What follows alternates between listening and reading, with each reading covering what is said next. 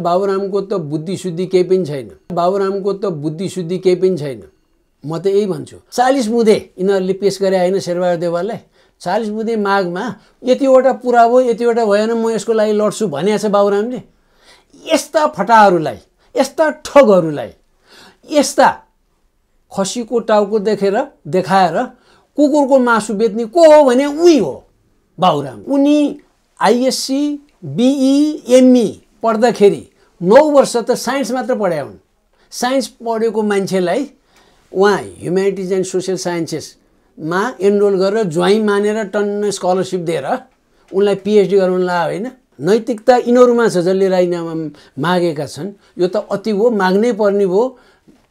अहिले प्रमाणै लिखित नभए पनि सर्कमस्टान्सले त्यस्तो देखायो भन्छन् भने शेरबहादुर पनि त माग्नु पर्यो नि। भनेपछि राजा ज्ञानेन्द्र फर्के, यदि राज संस्था फर्क्यो भने राजा ज्ञानेन्द्र गद्दीमा यिनीहरू त जेलमा पो भेटिने पक्कै हो नि। नत्र त कसरी हुन्छ त? राजा फर्किन्छन् भन्ने यिनीहरूलाई त्रास हो। अब त्रास हो, तीव्र त्रास छ। त्यति बेला यिनको पहिचान पोजिसन स्थान कहाँ हुन्छ त यदि राजा फर्किहाल्यो भने? त्यहाँ युवा भन्नेहरू छन् नि, जम्मै यहाँ कपाल खुलिसकेका, अनि उनीहरूले नै छाती पिटेर भने हुन्छ नि हाम्रो नेता केहरू बस्या बोल्न पर्दैन, महाअभियोग लाऊ भने हुन्छ नि त। बाबुराम भट्टराई चोखा हुँदै होइनन्, उनको बुद्धि पनि छैन। उनीहरूको विचार यो छ भने त बोल्न पर्यो नि त। होइन भने कहाँ हो यो? हामी कुनै पनि हालतमा धर्मनिरपेक्षता छोड्दैनौँ, हिन्दू राष्ट्र भन्न नेपाललाई कहिले घोषणा गर्दैनौँ। यसको लागि हामी मर्न र मार्न तयार छौँ। राज संस्था त कुरै छैन। नेपालमा चाहिँ राज संस्था हटाउनेमा बाह्य शक्तिकै कारणबाट हो। यस्तालाई बाबुराम भनेर महत्त्व त्यसै दिएको हो।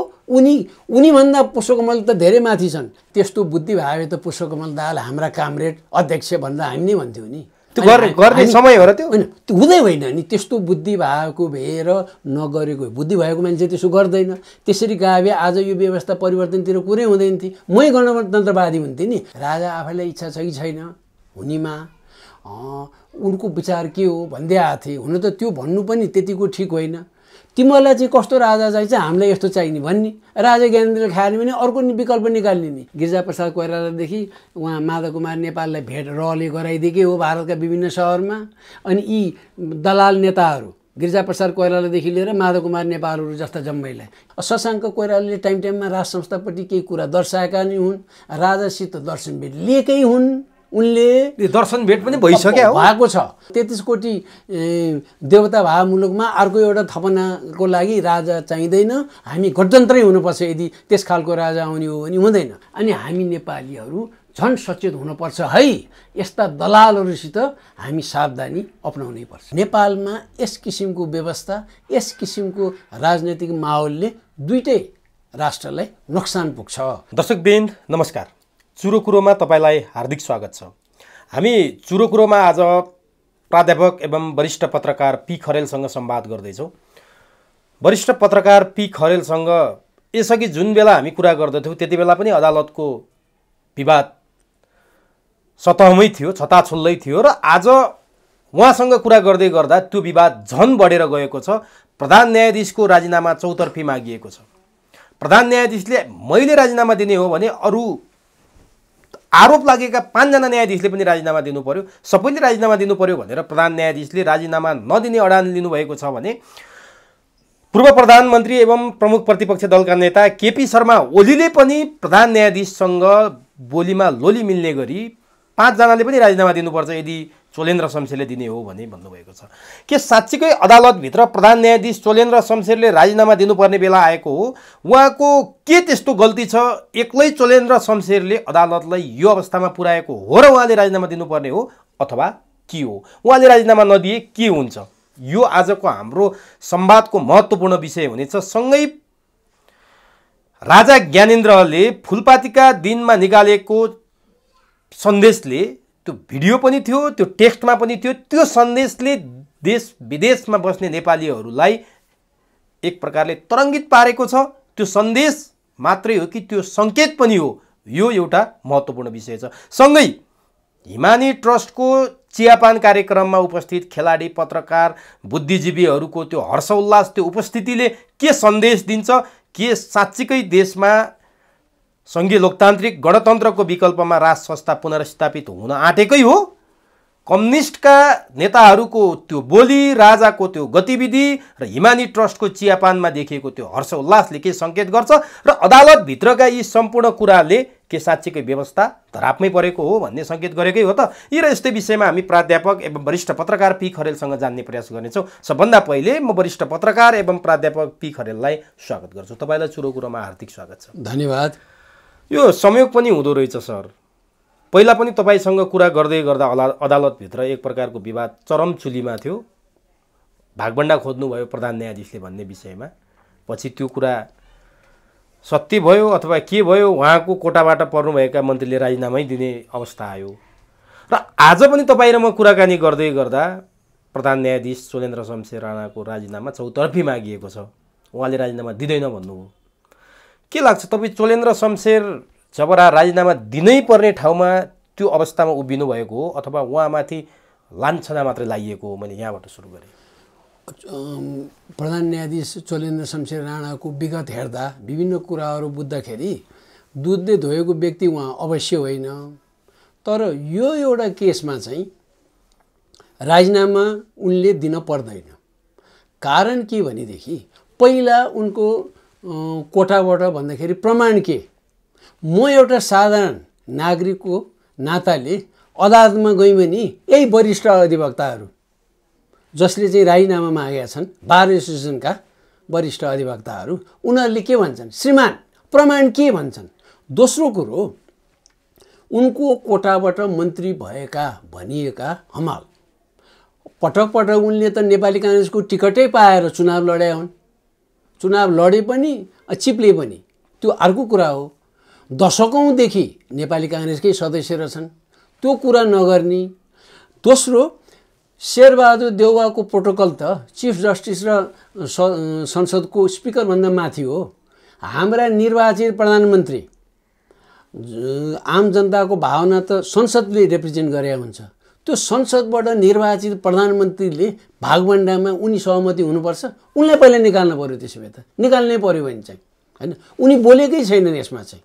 कोटा दिया हो कि होइन उनले बोलुन् न, भनुन् न मात्र नि। हो मात्र भन्यो भने नि प्रेसर बढ्छ। उनले झुटै बोले पनि। त्यस कारणले उनले दिनुपर्छ भन्ने होइन।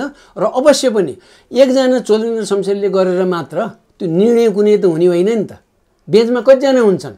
त्यस कारणले यो कुरामा चाहिँ केपी ओलीले सही कुरा गरे हो। अरूले पनि राजीनामा दिनु पर्यो। हो नै भनेदेखि परमादेश जारी गर्ने अन्य न्यायाधीशले पनि राजीनामा दिनु पर्यो एक है। त्यस कारणले उनलाई मात्र यो भन्न मिल्दैन। अनि प्रमाण त प्रमाणै चाहिन्छ। अदालतमा गएर अदालतको आधारै प्रमाणमा आधार बनाएर निर्णय गर्ने हो। र त्यहाँ प्रमाणै नभइकन हल्लाको भरमा माग्ने हो भने अरू त केही पनि चाहिएन। जहिले पनि त्यहाँ हुलदङ्गा गरेर राजीनामा माग्ने। अनि यो सबैभन्दा बढी बुझ्नुपर्ने त पूर्व प्रधान न्यायाधीशहरू त्यहाँ अहिले रिटायर्ड भएर हाम्रै करदाता पेन्सन खाएर देऊ भन्ने प्रमाण चाहिन्छ कि चाहिँदैन? तिमीहरूलाई लाज लाग्दैन त्यसो भन्नलाई? र चोलेन्द्र शमशेर राणा त मैले देखाए पनि छैन, बोले पनि छैन, केही पनि छैन। खालि अखबारमा र विभिन्न आम सञ्चार माध्यममा उनको अनुहार देखाए हो। यो यसरी किन भन्न पर्यो? अहिले माहौल त राजीनामा दिन पर्छ भन्नेमा हो। माहौल बनेको बोल्ने, जसको बोलाइ र बोली बिक्छ, ती बिक्ने मध्येहरूले राजीनामा आयो। यसरी बार एसोसिएसनले नि माग्नु मिल्दैन। दोस्रो कुरो, बार एसोसिएसनको चुनाव कसरी हुन्छ?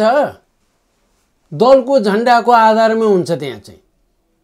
अनि आजसम्म कसरी न्यायाधीशहरू बने, जिल्लादेखि लिएर माथि सर्वोच्चसम्म? भोलि को प्रधान न्यायाधीश हुन्छ भनेर औँला भाँचेर को बसेका छन्? यिनीहरूलाई थाहा नभए होइन राजीनामा कहिले माग्छन्? त्यस कारणले यहाँ राजनीति गन्दा आयो। पुराका पुरा राजनीतिकरण गरियो। यसरी हुल गरेर राजीनामा देऊ भन्दैमा दिने हो र? अनि महाअभियोग लगाए हुन्छ, त्यो एउटा बाटो छ।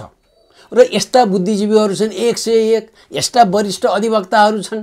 बार एसोसिएसन छ भने आफ्नो दललाई गएर भन न, तिमीहरूका त दल छन्। दललाई भन्यो भने त संसदमा महाअभियोग लाऊ, चोलेन्द्र शमशेरलाई घोग्रे ठ्याक लगाएर निकाल। त्यस कारणले उनले दिन पर्दैन, दिन हुन्न। र उनी अडानमा त्यसरी बस्यो भनेदेखि त्यो ठिकै हो। र सर्वोच्चकै न्यायाधीशहरूले हामी बहिष्कार गर्छौँ यसरी भन्नु हुँदैन। सर्वोच्चको ढोकामा गएर कसैले हुलदङ्गा गरेर प्रवेश गर्न नदिनु हो भने उनीहरूलाई जेल ठोक्नुपर्छ।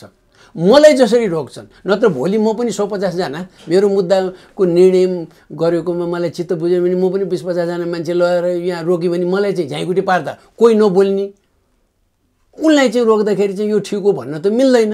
त्यस कारणले द्वैत चरित्र कसैले देखाउनुहुन्न।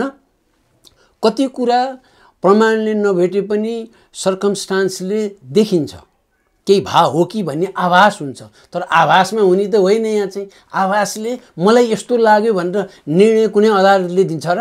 तर अदालतको वातावरणलाई धुमिलो पार्ने, अदालतभित्र विकृति विसङ्गति भित्र्याउने, यी सबै कुराको आरोप लाग्यो। तपाईँले भनेको जस्तो 4 पूर्व प्रधान न्यायाधीशहरूले पनि विज्ञप्ति निकालेर राजीनामा माग्नुपर्ने, न्यायाधीशहरूको पूर्व न्यायाधीश फोरमले पनि राजीनामा माग्ने, बार एसोसिएसन पनि विपक्षमा हुने, हिजो संसद पुनर्स्थापित गर्नुपर्छ है भनेर वकालत गर्ने वकिलहरू पनि आज संसद पुनर्स्थापित गरिदिने चोलेन्द्र शमशेरको विरुद्धमा आइसकेपछि अब चोलेन्द्र शमशेरलाई गाह्रो भएको होइन, सकसमा पुगे होइन, डिलमा परे होइन चोलेन्द्र शमशेर? पक्कै सकस हुन्छ, त्यत्रो प्रेसर हुन्छ। बुद्धिजीवी भन्नेहरू अगाडि नै आएर राजीनामा मागै छ। त्यसरी माग्दाखेरि आम सञ्चार माध्यमले त्यसको समाचार बनाउने नै भए, तर उनले दिनपर्ने चाहिँ हो कि होइन? हामी त प्रामाणिक रूपमा जानु पर्यो र त्यसरी हुलदङ्गा गरे, हुल्लडबाजी गरेर खालि थाल ठटाएर कसैको राजीनामा माग्नु। तर न्याय क्षेत्रकै चिर हरण गर्ने काम गरेपछि न्याय क्षेत्रको चिर जोगाउनलाई पनि उनले राजीनामा दिनुपर्छ भन्नेहरू छन् नि त। त्यो माग्या भरमा चाहिँ हुँदैन। उनको मैले भनिहालेँ, पटक भनिहालेँ कि जब प्रमाण भेटिँदैन भने चिरहरण हुन्छ भन्ने होइन। अहिले नै पनि अदालतका विभिन्न निकायमा, अदालतको विभिन्न तह भने जिल्लादेखि लिएर उच्च अदालतदेखि लिएर सर्वोच्चमासम्म त्यहाँ दलको कोटाबाट न्यायाधीश बने भन्ने त व्यापक छ। उहाँ स्वयं चोलेन्द्र शमशेर दलकै कोटाबाट आउनुभएको हो। अनि त्यसपछि जिल्ला न्यायाधीशहरू उहाँ शपथ ग्रहण गरेर, शपथ लिएर अनि उहाँ बल्खु गए होइनन्? उनीहरू कहाँ गए? त्यसबारे कोही बोल्छन्?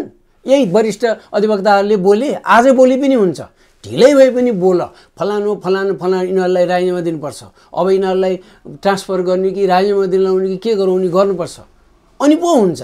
एकजना चोलेन्द्र शमशेरले दिएर हुँदैन, उनले दिए, उनी एकछिनलाई मान्यो, हो नै, भोलि प्रमाणै भेट्यो अरे होइन? कसैले टेप गरे होला नि, कसैले भिजुअल खिचाएर छन्, प्रमाण नै भेट्यो भने पनि यी सबलाई हुनुपर्छ, उनलाई त पक्कै पर्यो। तर नि 20जना न्यायाधीश मध्ये सर्वोच्चका 14जना न्यायाधीश उहाँको विपक्षमा उभिसकेका छन्। गाह्रो हुँदैन काम गर्न? गाह्रो त पक्कै हुन्छ मान्छे, तर गाह्रो भन्दैमा उसले आफू ठाउँ भइन्जेल छोड्दैनन्। र यी जम्मैले बुझ्नुपर्छ, एकजना चोलेन्द्र शमशेरले गरेर यो निर्णय हुने भएर पहिला बुझ्नु पर्यो। कोटा कसैले एकछिनलाई मानु मागेर छ अरे, एकैजनाले निर्णय गरेर यिनीहरू तोम्छन् भनेर क्युमा बसेर चोलेन्द्र शमशेरको पुच्छर भएर उनले जहाँ उहाँ कलम चलाउने हो त्यसै गरी चलाउने भनेर बस्या हुन् त यिनीहरू? नत्र बेन्चमा यतिजना बस्ने र उतिजना के खानु भने त? यसलाई केही चाहिन्छ? यसलाई ल क्याम्पसबाट ल पास गर्नु पर्दैन। हुन त उहाँ एकै सिफ्टमा 11,000ले उहाँ के अरे एडमिसन पाएको हो नि, यही ल क्याम्पसमा 1100 राम्ररी अड्दैनन्, 11,000 उहाँले एडमिसन पायो भने एकै साल 11,000 अड्छन्। त्यसमा कोही बोल्दैनन् नि, यो त भएन भनेर बोल्दैनन् नि त। यही लयरहरूले हो नि त, जहाँ पनि एउटा सानो केही काम गर्यो कि ओडामा दर्ता गर्नु भनिन्छ आजकल। जे गरे पनि ओडामा दर्ता गर्नु, घरायसी तमसुक लेखे पनि त्यहाँ दर्ता गर्नु, यो वकिलहरूले गरे हो। कसरी? त्यो लेखनदास त को, लेख्ने को भने वकिलहरू। उनीहरूलाई त सधैँ काम बढाउने, अरू जनता चाहिँ सोच्या छन्। यस्ता काम गरेहरूले यिनीहरू पनि त्यसै स्वतः ठिक हो भन्ने होइन। गाह्रो त कराउँदाखेरि सबले कराए के भन्यो होला नि अरूले भनेर। किन हाम्रो समाज यस्तो हुन्छ कि म बाटोमा हिँड्दाखेरि प्लित्त चिप्ले अरे, त्यहाँ हिलो रहेछ चिप्ले, अनि अरू हाँस्छन्, म आफै लाज मान्नु पर्ने। ए बाबा मलाई त अरूले सिम्पति देखाउनु पर्ने, ए मान्छे यो त लड्यो भनेर। कहाँ अरू नै निच्चा हाँस्ने, अनि म चाहिँ देख्लान् भनेर फुत्त गएर एउटा कुना गएर भाग्न खोज्ने। यस्तो समाज हो। अनि त्यस्तो समाज भएको ठाउँमा आफ्नै सहकर्मीहरूले राजीनामा दियोस् जस्तो गरेपछि गाह्रो त हुन्छ, तर अडान लिन सक्नुपर्छ। हामी जस्ताले यहाँ अहिले मैले बोलेको कुरा कतिलाई चित्त बुझेको छैन होला, यी राजीनामा माग्नेहरूले चित्त बुझ्या होला र तिनीहरू पछाडि पुच्छर लाग्नेहरूले कति गाली गर्ने होला। त्यो गाली खान सहन सक्ने हामी जस्ता हुनुपर्छ, अनि मात्र हुन्छ। तर प्रधान न्यायाधीशले त्यो आँट त देखाउनु भयो नि, म राजीनामा दिँदैन, मैले दिने हो भने मसँग विवादमा मुछेका अरूले पनि दिनुपर्छ, म दिन तयार छु भन्नुभयो। यो उहाँले खोचे मात्रै थाप्नु भएको हो कि साँच्चीकै अरू 5 जनाले राजीनामा दिने सम्भावना देख्नुहुन्छ तपाईँ? म त सम्भावना खास देख्दिनँ, तर माग्या चाहिँ सही छ। एकजना मात्रले निर्णय गर्ने होइन नि, एकजनाले दिएपछि तुरुन्त केपी ओलीले केही भन्यो भने पूर्ण पार्टीले हो भनेर राख्ने। यो मुलुक त यस्तो हो। उहाँ खाली कागजमा सही गर्ने यही सांसदहरू हुन्, खाली कागजमा। अनि त्यो खाली कागजमा पछि भर्ने काम चाहिँ यही वरिष्ठ अधिवक्ताहरूले गर्ने हो, दलका सम्बन्धित दलका वरिष्ठ अधिवक्ताहरू। भोलि अटर्नी जेनरल हुँला बा के पाउँला बा अरूलाई पनि तानुला, वरिष्ठ अधिवक्तामा प्रमोट गरौँला भन्नेहरूले गर्ने हो। त्यसैले अहिले चोलेन्द्र शमशेरमा मात्र केन्द्रित हुँदाखेरि यो विकृतिको एउटा पाटो हो। एकजनालाई देऊ भन्ने, राजीनामा देऊ भन्नुपर्ने त उहाँ शेरबहादुर देउवालाई हो भनिहालेँ मैले। किन उनी कोटामा सहभागी हो कि होइन, यिनीहरूले कम्तीमा नैतिकता यिनीहरूमा छ जसले राजीनामा मागेका छन्। यो त अति हो, माग्नै पर्ने हो। अहिले प्रमाणै लिखित नभए पनि सर्कमस्टान्सले त्यस्तो देखायो भन्छन् भने शेरबहादुर पनि त माग्नु पर्यो नि। किन शेरबहादुरले त्यसमा सहभागी भयो नि त। यसमा शेरबहादुरको बढी गल्ती कि प्रधान न्यायाधीशको? मैले त शेरबहादुरको बढी देखाएको छु। प्रधान न्यायाधीशलाई त प्रोटोकलमा पछाडि राखेको छ। त्यसो भए केपी शर्मा ओलीले भनेको कुरा सही हो? केपी दिने भए 5 जनाले दिउ परमादेश जारी गर्ने, चोलेन्द्र शमशेरले मात्र राजीनामा दिएर समाधान हुँदैन भन्नुभयो उहाँले। होइन, केपी ओली चाहिँ बाटो हुन खोज्या हो। किन यो 5 जनाले राजीनामा दिँदैनन् भनेर चोलेन्द्रलाई चोख्याउन खोज्या हो, अरू केही पनि होइन। चोख्याउन किन 5 जनाले दिँदैन अनि डाइभर्ट गर्नलाई होइन भने उनीहरू मिलेर चोलेन्द्रका विरुद्ध निकालिने हुन्छ। 5 जनाको विरुद्ध निकालिने हुन्छ, जे भएर निकालिने। चोलेन्द्र चोखाउनु पर्ने केपी ओलीले जरुरी किन? जबकि केपी ओलीलाई परमादेशबाट हटाउने नै चोलेन्द्र शमशेरको नेतृत्व हो भने केपी ओलीले आज चोलेन्द्र शमशेर जोगाउनु पर्ने कारण चाहिँ के छ? यसमा अहिले उनी हट्दाखेरि यसको इम्प्लिकेसन के पर्छ? उनी हट्दाखेरि भावी दिनमा भनेर लेखाजोखा गरे हुनुपर्छ भन्ने मलाई लाग्छ। उनले बिचैमा छोड्दाखेरि चाहिँ होइन। अनि के हुन्छ त त्यो इम्प्लिकेसन हेरेर यिनलाई सल्लाह दिएँ बरु यही नै होस् अहिले भनेर भने। त्यो यो कुरामा अर्को एउटा कुरा बाहिर बजारमा आइरहेको छ। तपाईँको अध्ययनले, तपाईँको सूत्रले के तपाईँलाई सूचना दिएको छ? जस्तो चोलेन्द्र शमशेरलाई हटाएर प्रचण्डले जसरी मध्यरातमा चोलेन्द्र शमशेर भेटे भन्ने एउटा समाचार बाहिरियो, प्रचण्ड चाहिँ अर्को चोलेन्द्र पछिको अब नामै भन्दा दीपक कार्कीलाई प्रधान न्यायाधीश बनाउन चाहन्छन् र त्यसकारण पनि चोलेन्द्र शमशेरलाई हटाउन न्यायाधीशहरू लागिपरेका छन्। र त्यसपछि हुने जुन मुद्दाका कुराहरू छन्, ललिता निवासमा जोडिएका माधव नेपाल, बाबुराम, क्यान्टोनमेन्टको प्रचण्ड स्वयंको, यी यस्ता मुद्दा प्रभावित पार्नलाई प्रचण्ड अदालतको नेतृत्व परिवर्तन गर्न चाहन्छन् र त्यसको मोहडा चाहिँ चोलेन्द्र शमशेरलाई बनाएर हटाउन खोजिरहेछन्। प्रचण्ड नै हुन् यसको योजनाकार भनिरहेछन्। त्यसकारण केपी ओलीले यो बोले, केपी ओली यो चोलेन्द्रलाई थाम्न चाहन्छन् भन्छन्। के छ तपाईँले केही त्यस्तो अध्ययन? मैले त्यस्तो विशेष केही पाएको छैन, तर स्पष्ट रूपमा देख्दाखेरि नै चोलेन्द्र शमशेर र पुष्पकमल दाहाल भेट्नु भनेको त्यसै भेटिया त हुँदैन नि त होइन। त्यहाँ पुष्पकमल दाहालले भेट्न खोजे, मध्यरातमा भेटे, अनि सकभर अब यिनी नै होइन पुष्पकमल दाहाल, उहाँ इन्डियन एम्बेसीमा 7 चोटि जाँदाखेरि कसैले थाहा पाएन। त्यसपछि जाँदाखेरि चाहिँ एम्बुसमा परि भने हो, राति भेट्न जाने उनको चलन नै त्यही हो। अनि चोलेन्द्र शमशेरले पनि अब भेट दिए, राति भेट्दा यस्तो हुन्छ भन्ने त्यति बुद्धि नभए हो कि उनी बा जे होला किन नहुने, आउँछन् म कहाँ कतिजना नि भेट्न भने होला। तर पक्का पनि पुष्पकमल दाहालको केही स्वार्थ त्यहाँ यहाँले अनुमान गरे जस्तै केही स्वार्थ त्यहाँ हुनै पर्छ। त्यहाँ त्यो भएको कारणले नै भेट्न गए हुन्। अब पुष्पकमल दाहालको दलले केही बोलेको छैन, केपी ओलीकोले पनि बोलेको छैन। त्यसले डाइल्युट गर्नलाई मात्र हो अहिले चाहिँ। किन डाइल्युट गर्दाखेरि बरु चोलेन्द्र नै ठिक, यसपछि चाहिँ अरू उनीहरूको अनुकूल नहुने किसिमको निर्णयहरू हुनसक्छ आगामी दिनमा भनेर होला भन्ने मलाई लाग्छ। त्यसैले उनले भने। तर फेरि यो दोहोऱ्याउनै पर्छ, शेरबहादुर देउवा किन म हुन् हो, म आउँदैछु यहाँ ठ्याक्क। सबै दल लगभग मौन नै थिए, किनभने महाअभियोगको कुरा उठ्यो। महाअभियोग त प्रमुख प्रतिपक्ष सत्तापक्ष नमिलेर त्यो सम्भव छैन। प्रमुख प्रतिपक्ष यो विषयमा मौन नै थियो। काङ्ग्रेस बोलेकै छैन, माओवादी बोलेकै छैन। आज केपी ओलीले तपाईँले भने जस्तो डाइल्युट गर्नलाई अलिकति केही बोले होलान्। दलहरू चाहिँ किन मौन छन् यत्रो घटना घट्दाखेरि पनि? अदालतभित्र यस्तो महामारी चलिरहेछ। यिनीहरू सबैको केही न केही चोलेन्द्र शमशेरले कुनै न कुनै रूपमा कसै न कसैको कुनै न कुनै गुटको दललाई पनि कहिले न कहिले कुनै न कुनै समयमा केही गुण ला हुनुपर्छ। सबै कुरामा नहोला, अनि त्यहीले सहयोग पुग्यो होला भन्ने मलाई लाग्छ। न त नबोल्ने कारणै छैन। उनीहरू मात्र होइन, त्यहाँ युवा भन्नेहरू छन् नि जम्मै यहाँ कपाल खुलिसकेका, अनि उनीहरूले नै छाती पिटेर भने हुन्छ नि हाम्रा नेता केहरू बस्या बोल्न पर्दैन, महाअभियोग लाऊ भने हुन्छ नि त। अनि कमसेकम महाअभियोग प्रस्तुत मात्र भयो भने नि पुग्यो, त्यसलाई त धेरै सङ्ख्या चाहिँदैन नि त, काम गर्न त रोकिन्छन् हो। अनि बस त्यतिसम्म गर्दैनन् भने दलहरू सबै मिसिया छन् त्यहाँ। अनि त्यो मिसिँदाखेरि त्यहाँ पक्का पनि चोलेन्द्र शमशेर र यी दलका नेताहरूसित केही साँठगाँठ भएको थियो होला रेलमा। त्यो बाहिर पब्लिक डिस्क्लोजर भयो भने त उनले राजीनामा दिनुपर्ने स्थिति पनि आउनसक्छ भने सबको स्वार्थ लुकेको र राजनीतिकरण भयो। अनि बाहिरकाले चाहिँ दलैसित आबद्ध भए पनि कोही नभएकाले पनि राजीनामा मागेका हुन्, उनलाई मात्र एक्ल्याएर राजीनामा माग्न मिल्दैन। अब यो विषयको म अन्तिम प्रश्न सोध्दैछु तपाईँलाई। यो यस्तै भइराख्ने भने यसको टुङ्गो लाग्ने बाटो विकल्प चाहिँ के देख्नुहुन्छ त? नत्र भने त यो आइस ब्रेक हुने सम्भावना देखिएन। एउटाले राजीनामा दिँदैन भनिसके उनले, अर्को पक्ष राजीनामा नमागी नहुने पक्षमा पुगेको छ। यसको विकल्प के छ? यो आइस ब्रेक के छ त अब यसको? यिनीहरूलाई चाहिँ नेपालमा जसरी भाषा हेर्दाखेरि एउटा सम्भावना चाहिँ यिनीहरूले त रातारात एउटा माग राख्यो अनि प्रहरीले लाठीचार्ज गर्यो 13वटा। अब यिनीहरूले रातारात माग बढाउँछन् अनि 9वटा 10वटा माग पुरा गरिदिन्छन्। 2टा माग यसलाई अध्ययन गर्ने भन्छन् है, गोला प्रथा पनि हुने भइहाल्यो भन्छन्। अनि यतिकैमा अनि ब्रेक थ्रु अहिलेलाई यही हो भन्छन् अरूले। किन यसलाई काउन्टर दिन ओलीबाट आयो, पहिला कुरो ओलीबाट आयो अहिले है, राजनीतिक दल र राजनीतिक नेताहरूको कुरा गर्दाखेरि। त्यस्तै अरूले पनि अब भन्न थाल्छन्। म जस्ताले भने नि चोलेन्द्र शमशेर उहाँ गाईको दुधले धुवा मान्छे त होइनन्, तर उनलाई एक्ल्याउन किन खोजियो अहिले भने राजनीति स्वार्थ त्यहाँ लुक्यो, प्रशस्त देखियो भनेर।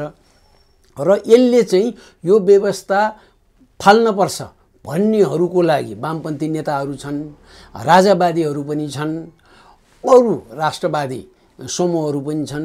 उनीहरूलाई झन् अब सहज बन्यो उनीहरूको भनाइ अगाडि बढाउनले, किनभने यो व्यवस्था खत्तम। सर्वोच्चको यस्तो हालत छ, संसदको त्यस्तो हालत, संसदको त्यस्तो छ। अब प्रधानमन्त्री त पहिलो दिनै यो त प्रधानमन्त्री बनेको भोलिपल्ट मलाई कसैले अन्तर्वार्ता लिँदाखेरि 4 चोटि फेल खाए प्रधानमन्त्रीले, 5औँ चोटि पनि अब चाहिँ केही गर्छन् भन्न ठान्नु हामी नालायक हुन्छौँ। म त भन्ने पक्षमा छैन भनेको थिएँ। पछि मौन बस्ने त्यो बेलामा मेरो जस्तो स्पष्ट कुरा नराख्नेहरू अहिले आफै भन्न थालेका छन्। 3 महिनापछि बल्ल सरकार उसले पूर्णता पायो भन्न थालेका छन् भने मैले त भोलिपल्टदेखि भने हो यो व्यवस्था फाल्नलाई थप मलजल हुने भयो।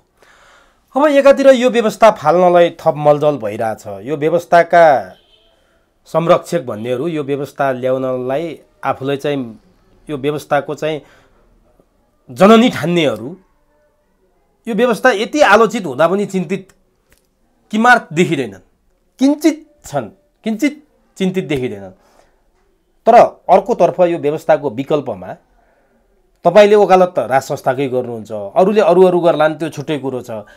के साँच्चैकै राज संस्था अब पुनर्स्थापित हुने समय नजिक आइसक्या हुनाले एकातिर त्यो व्यवस्था बदनाम, जस्तो पञ्चायतको अन्तिमतिर पञ्चायत नै बदनाम भएर बौद्धला आएको पनि भन्छन् मान्छेहरूले, त्यसैगरी यो गणतन्त्र बदनाम भएर अब राज संस्था फर्किने बेला भएको हो। यो त्यस्तै देखिन्छ, मैले त भनिहालेँ देखिन्छ। यो केही वर्ष यता नै राज संस्था फर्कने पक्का भने होइन, पहिला प्रबल सम्भावना भन्दै आयो, परिसूचक यी छन् भन्दै आयो पहिला चाहिँ।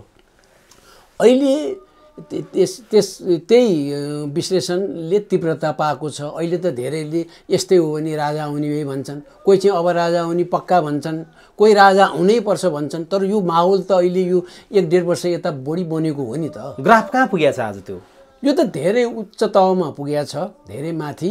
र यो त बाह्य शक्तिहरूले पनि नेपालमा त अब परिवर्तन हुनै लागे जस्तो छ भन्ठाने। बाहिरका शक्तिहरू भन्दाखेरि पश्चिमाहरूमा 2 या 3 वटा समूह छन्। 2 या 3 वटा भने एउटा अमेरिकाले पहिला आफ्नो स्वार्थ हेर्ने, अरू स्ट्राटेजिक इन्ट्रेस्ट हेर्ने, पोलिटिकल स्ट्राटेजी हेर्ने, मिलिटरी स्ट्राटेजी हेर्ने, इकोनोमिक स्ट्राटेजी हेर्ने र अब युरोपमा चाहिँ जस्तै बेलायतको चाहिँ अमेरिकाको जस्तो पनि छ र कल्चरल स्ट्राटेजी हेर्ने। कल्चर भने धर्म परिवर्तन गर्ने उसको त्यो हो। नर्डिक कन्ट्रिजहरूको भन्यो भने धर्म परिवर्तनै नम्बर 1 हो।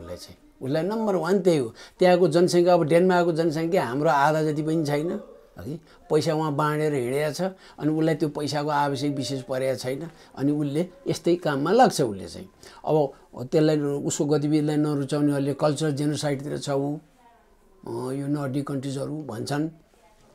उनीहरूको स्वार्थ यसरी छ, कोहीको प्राथमिकता एउटामा छ, कोहीको एउटामा। तर उनीहरूले पनि अब नेपालमा परिवर्तन हुन लाग्यो भन्ने छ। चीन र भारत चाहिँ यो संविधानले नेपालीहरूलाई त राम्रो गर्दैन, हाम्रो सेक्युरिटी इन्ट्रेस्टमा नै असर पर्ने हो। अनि असर पर्नेमा छोटकरीमा भन्दाखेरि उनीहरूको निष्कर्ष चाहिँ बाह्य भने अरू थर्ड पार्टिजहरू भने पश्चिमाहरूको यहाँ हालिमुहाली हुने देखियो। 63 अगाडि त्यस्तो थिएन कि भारतको बढी प्रभुत्व देखिन्थ्यो अनि चीनको देखिन्थ्यो अनि मात्र अरूको। तर अहिले आएर चाहिँ अरू अर्को शक्तिहरू पनि आए भन्ने दोस्रो है, युरोपियन शक्ति र अमेरिका। अब अहिले इन्डियाले चाहिँ के देख्यो, पहिला आफ्नै थियो, आफ्नो भनाइ बढी लागु हुन्थ्यो, लागिहाल्यो भने धेरै लाग्दैन थियो तर लागिहालेमा आफ्नो हुन्थ्यो। अब अहिले त जे पनि लागु हुने भयो, अरूले भने लाग्ने भयो, पश्चिमाहरूको पनि लाग्ने भयो र चीनको पनि बढ्यो। पक्कै एउटा सुपर पावर भइसकेको मुलुक चीन त अहिले सुपर पावर हो हैन। चीनले चाहिँ अब अहिले लेटेस्ट न्युक्लियर पावर्ड मिसाइल्स उसले प्रयोग गर्यो, जुन अमेरिकाले त्यो टेक्नोलोजी उहाँ टेस्ट गरे चाहिँ फेल खाइरहेछ। उहाँ रसियाले सफल भइसकेको छ। रसियाले किन भने रसिया र चीन त मिलेका छन्, अहिले छिमेकी राष्ट्र छन्, ठुला राष्ट्र छन्, मिलेका छन् हैन। अन्त 3 सुपर पावरमा 2टा सुपर पावर एकातिर, एउटा सुपर पावर एकातिर भन्दाखेरि के हुन्छ? त्यसमाथि युरोप अहिले विगत 40-50 वर्ष यता 50 वर्ष यता युरोपमा जुन किसिमको विभाजन आइरहेको छ ब्रेक्सिट पछि त्यस्तो आएकै थिएन पहिला। यो 50 वर्ष यतातिर गएको छ। अमेरिका युरोपको पनि कुरा कति मिलेको छैन, बेलायत र फ्रान्सको कुरा निकै मिलेको छैनन्, सार्वजनिक भइरहेछ। यता चाहिँ कम्युनिस्ट चाइना र पूर्व कम्युनिस्ट रसिया उनीहरू मिलेका छन्। त यो अवस्थामा यो पश्चिमाहरूले नेपालमा परिवर्तन भयो भने आफ्नै गठजोड गरिरहेछन्। अनि चीनले चाहिँ उसको सेक्युरिटी इन्ट्रेस्टलाई विशेष ध्यान दिने भने एन्टी टिबेट मुभमेन्ट वा क्याम्पेन नेपालबाट नछिरोस्, उसको मुख्य ध्यान त्यही मात्र हो मुख्य। अनि भारतको चाहिँ पश्चिमाहरू नै आइसके नेपालमा एनजिओ मार्फत। दोस्रो चीनैको उपस्थिति बढ्यो र आगामी दिनमा झन् बढ्छ। किनभने एउटा अमेरिकाले नै डिकोड चाइना भनेर एउटा कार्यक्रम लन्च गरेको छ, त्यहाँको सिनेटले अप्रुभ गरिसकेको छ, जस अन्तर्गत 30 अरब रुपियाँ यो इन्डो पेसिफिक रिजनलाई बाँड्ने केलाई त्यहाँ लेखेकै छ बाइ द वे अफिसियली नै। पत्रकार, बुद्धिजीवी, नागरिक समाजका सदस्यहरू, अगुवाहरू र प्राध्यापकहरूलाई प्रयोग गर्ने, उनीहरू मार्फत चीन विरोधी गतिविधि प्रक्षेपण गर्ने भनेर उनीहरूले त लेखेकै छ बाबा, अफिसियल रेकर्डमा छ। 30 अरब। अब त्यो 30 अरब रुपियाँ नर्थ कोरियाबाट खर्च होला कि भियतनामबाट होला कि सेन्ट्रल एसिया कजाखस्तान जसको ओयल मनी यति छ कि र उसको टेरिटोरी झन्डै युरो जत्रो छ कजाखस्तान, अब उसलाई त चाहिँदैन त्यो पैसा। अनि पाकिस्तानबाट त्यो गतिविधि गर्न दिँदैन, इन्डियाले पनि दिँदैन। किन? यदि त्यस्तो पैसा ठुलो रकम इन्डियामा आयो भने भोलि त यी भारतीयहरू पनि हाम्रा विरुद्ध जान्छन्, बिकाउ हुने भए यिनीहरू। त्यो बिकाउ कार्यक्रममा त यिनीहरूलाई हामीले प्रेरित गर्न हुन्न भनेर उनले नै रोक्छ। भनेपछि त्यो ठुलो रकम त नेपालमै आउँछ। अहिले पनि नाम चलेका 5-6 वटा अनलाइनमा पहिल्यैदेखि खर्च गरेका थिए, अहिले बढेको छ। नयाँ नयाँ आएका मध्ये पनि निकै खर्च लगानी गरेर स्टाफहरू राखेका छन्, नियमित रूपमा तलब पनि दिएका छन्, दसैँ खर्च पनि दिएका छन्। अरूले उहाँ इस्ट्याब्लिस टेलिभिजनहरूले न्यूनतम पारिश्रमिक दिन सकेका छैन, यिनीहरूले न्यूनतमभन्दा बढी दिइरहेछन्, दसैँ खर्च नि दिएका छन्। 4 महिना पछाडिको अहिले चाहिँ 2 महिना लैहाल भनिरहेको अवस्था त छैन, लगानी गर्न थालिसके। यो कुरा चीनले बुझेको छ। चीनले बुझेपछि उसले अब बढाउँछ उपस्थिति भने उसले एजेन्ट बढी रिक्रुट गर्न खोज्छ। उहाँ भारतीय खुफिया एजेन्सीलाई काम गर्ने 36,000 नेपाली छन् भनेर पटक पटक नारायणमान बिजुक्सीले भन्दै आएको सन्दर्भमा चीनले पनि अब त बढाउला, अहिले पनि होला नि, केही मान्छे त पक्कै छन् नि, तर उसले व्याप्त रूपमा बढाउँछ। किन? आफ्नो सेक्युरिटी इन्ट्रेस्ट हेरेर। एन्टी टिबेट मुभमेन्ट आउने, एन्टी टिबेट मुभमेन्ट आयो भने अरुणाचल प्रदेश सारा त्यो साउथ टिबेट हो भनेर उसले दाबी गरे छ आजसम्म पनि। अनि त्यो त रुक्छ फेरि। यो मुभमेन्ट आएपछि चीनको क्लेम अरुणाचल प्रदेशमा त्यो रोक्छ। एन्टी टिबेट मुभमेन्ट भएपछि हौसिन्छ सिन्जियाङका मुस्लिमहरू, जसलाई प्रयोग गर्न खोजिएको छ। र यो प्रयोग गर्न खोजिएकोमा चाहिँ हामीले के नबिर्स्यौँ भने अमेरिकामा कुनै पनि मुस्लिम नाम गरेको मान्छे गयो भने 2 चोटि हेर्छ पासपोर्ट, 2 चोटि। तर सिन्जियाङको मुस्लिममा चाहिँ अन्याय पर्यो भनेर आलाप बिलाप गरिरहेछ, गएको आँसु निकालेछ। र त्योभन्दा बढी अमेरिकाको पुरा पत्यारिलो मित्र मानिएको Saudi Arabia, UAE, Kuwait, Qatar, उसको त मिलिट्री बेसै छ यिनीहरूमा, उनीहरूले चाहिँ चिन्ता व्यक्त गरेका छैनन्। त्यहाँका सिन्जियाङका मुस्लिमहरूले अन्याय भोग्नु पर्यो भनेर कुरै उठाएको छैनन्। इस्लामिक कन्ट्रिजहरूले कुरै उठाएको छैनन्। अमेरिकाले मात्र किन चिन्ता भयो त भन्दाखेरि यो त पोलिटिसाइज गर्न खोजेको हो। अब चीनको चाहिँ पहिलाको भन्दा उसको स्वार्थ बढ्यो, ऊ त सुपर पावर हुने क्रममा छ, भइसक्यो, खालि इकोनोमिक नम्बर 1 सुपर पावर हुने हो। त्यो हुने क्रममा अब मलाई बाधा धेरै यहाँ बाधा अड्छन् खडा गर्छन् भनेपछि नेपालमा उसको उपस्थिति अब बढ्छ। उसको उपस्थिति बढ्नु भनेको अहिलेको विद्यमान राजनीतिक व्यवस्था प्रणाली सबै परिवर्तन हुने हो। उसले त्यो गर्दाखेरि भारत र इन्डिया भने सी जिनपिङ र मोदी कम्तीमा 3 पटकको सुरुका 3 पटकको भेटमा नेपाल एउटा प्रमुख विषय बन्न गयो। नेपालको राजनीतिक गतिविधिले गर्दा र अस्थिरताले गर्दा पश्चिमाहरूले प्रयोग गर्छन् बढी, तिमीलाई पनि नोक्सान हुन्छ। नेपालबाट पछि तिम्रो नर्दर्न इन्डियामा आउँछन्, नर्थ इस्ट इन्डियामा आउँछन्, अनि टुक्रिने क्रम बढ्छ।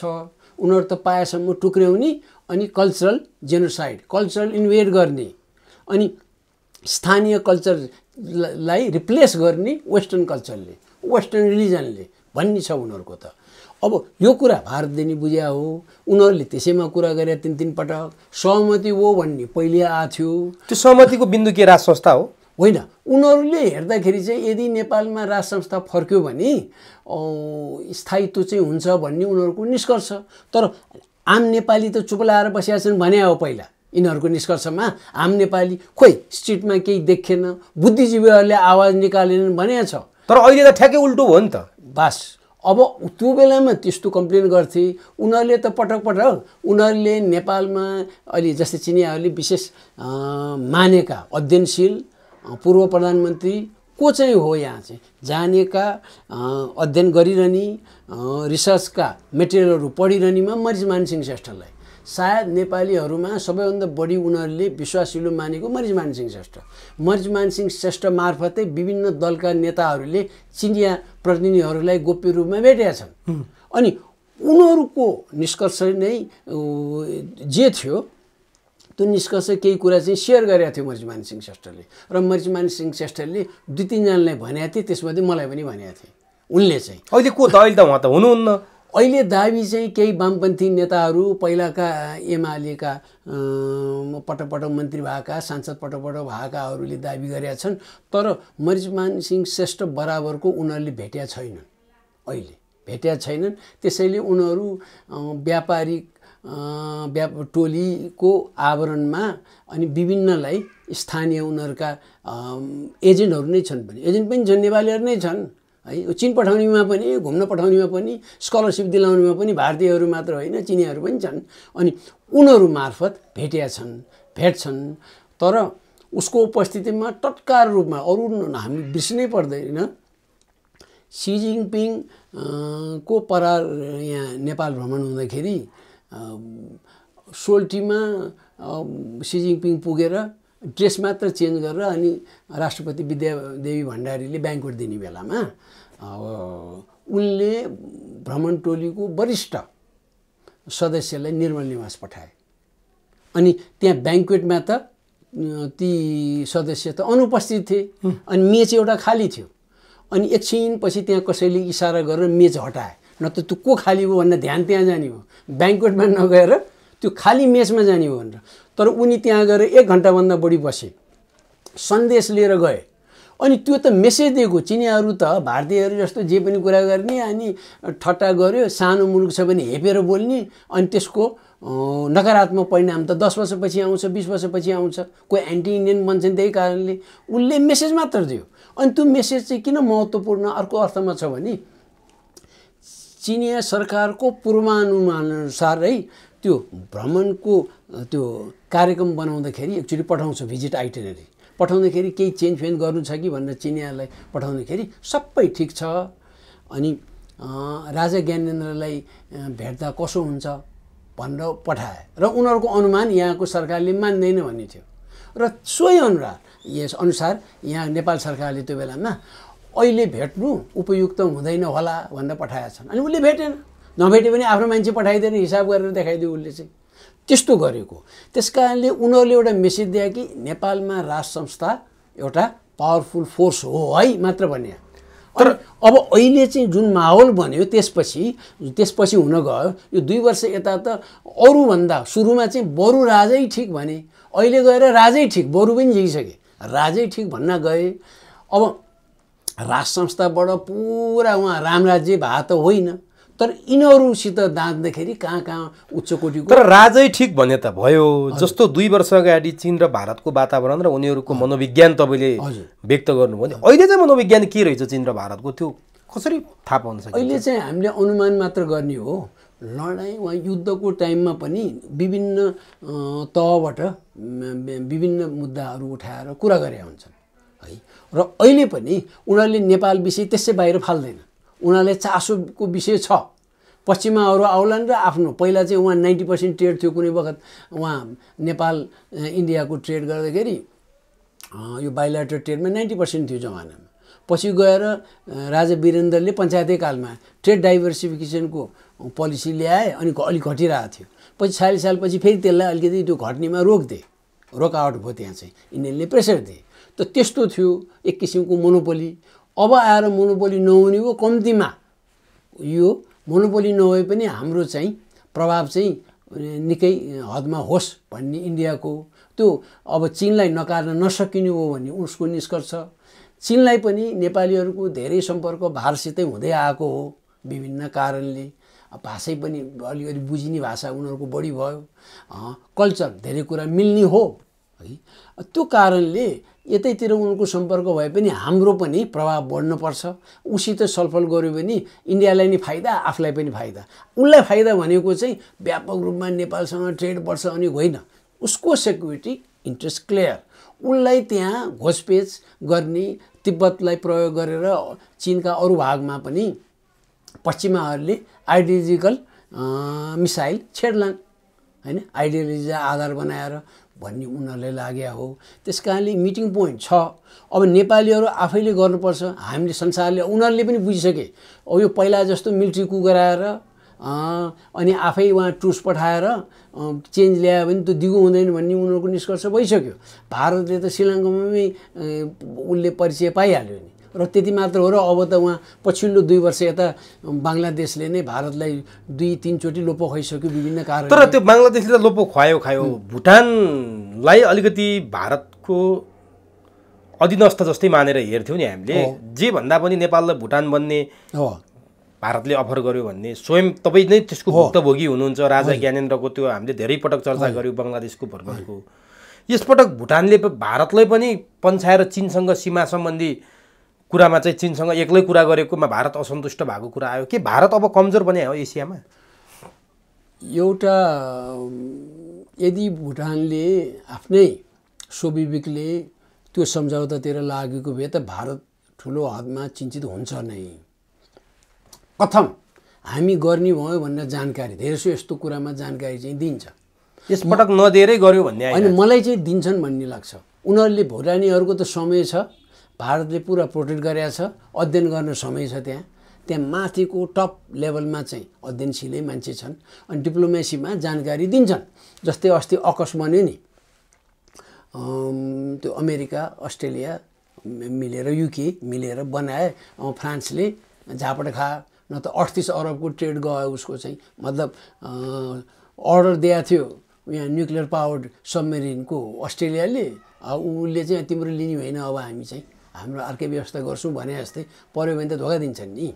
तर जानकारी चाहिँ 4-5 घन्टा अगाडि दिएर छ। राजा महेन्द्रले पनि 17 सालको काण्ड अगाडि, पुस 1 गतेको काण्ड अगाडि भारतले जानकारी दिइसकेको थियो, नदिया होइन।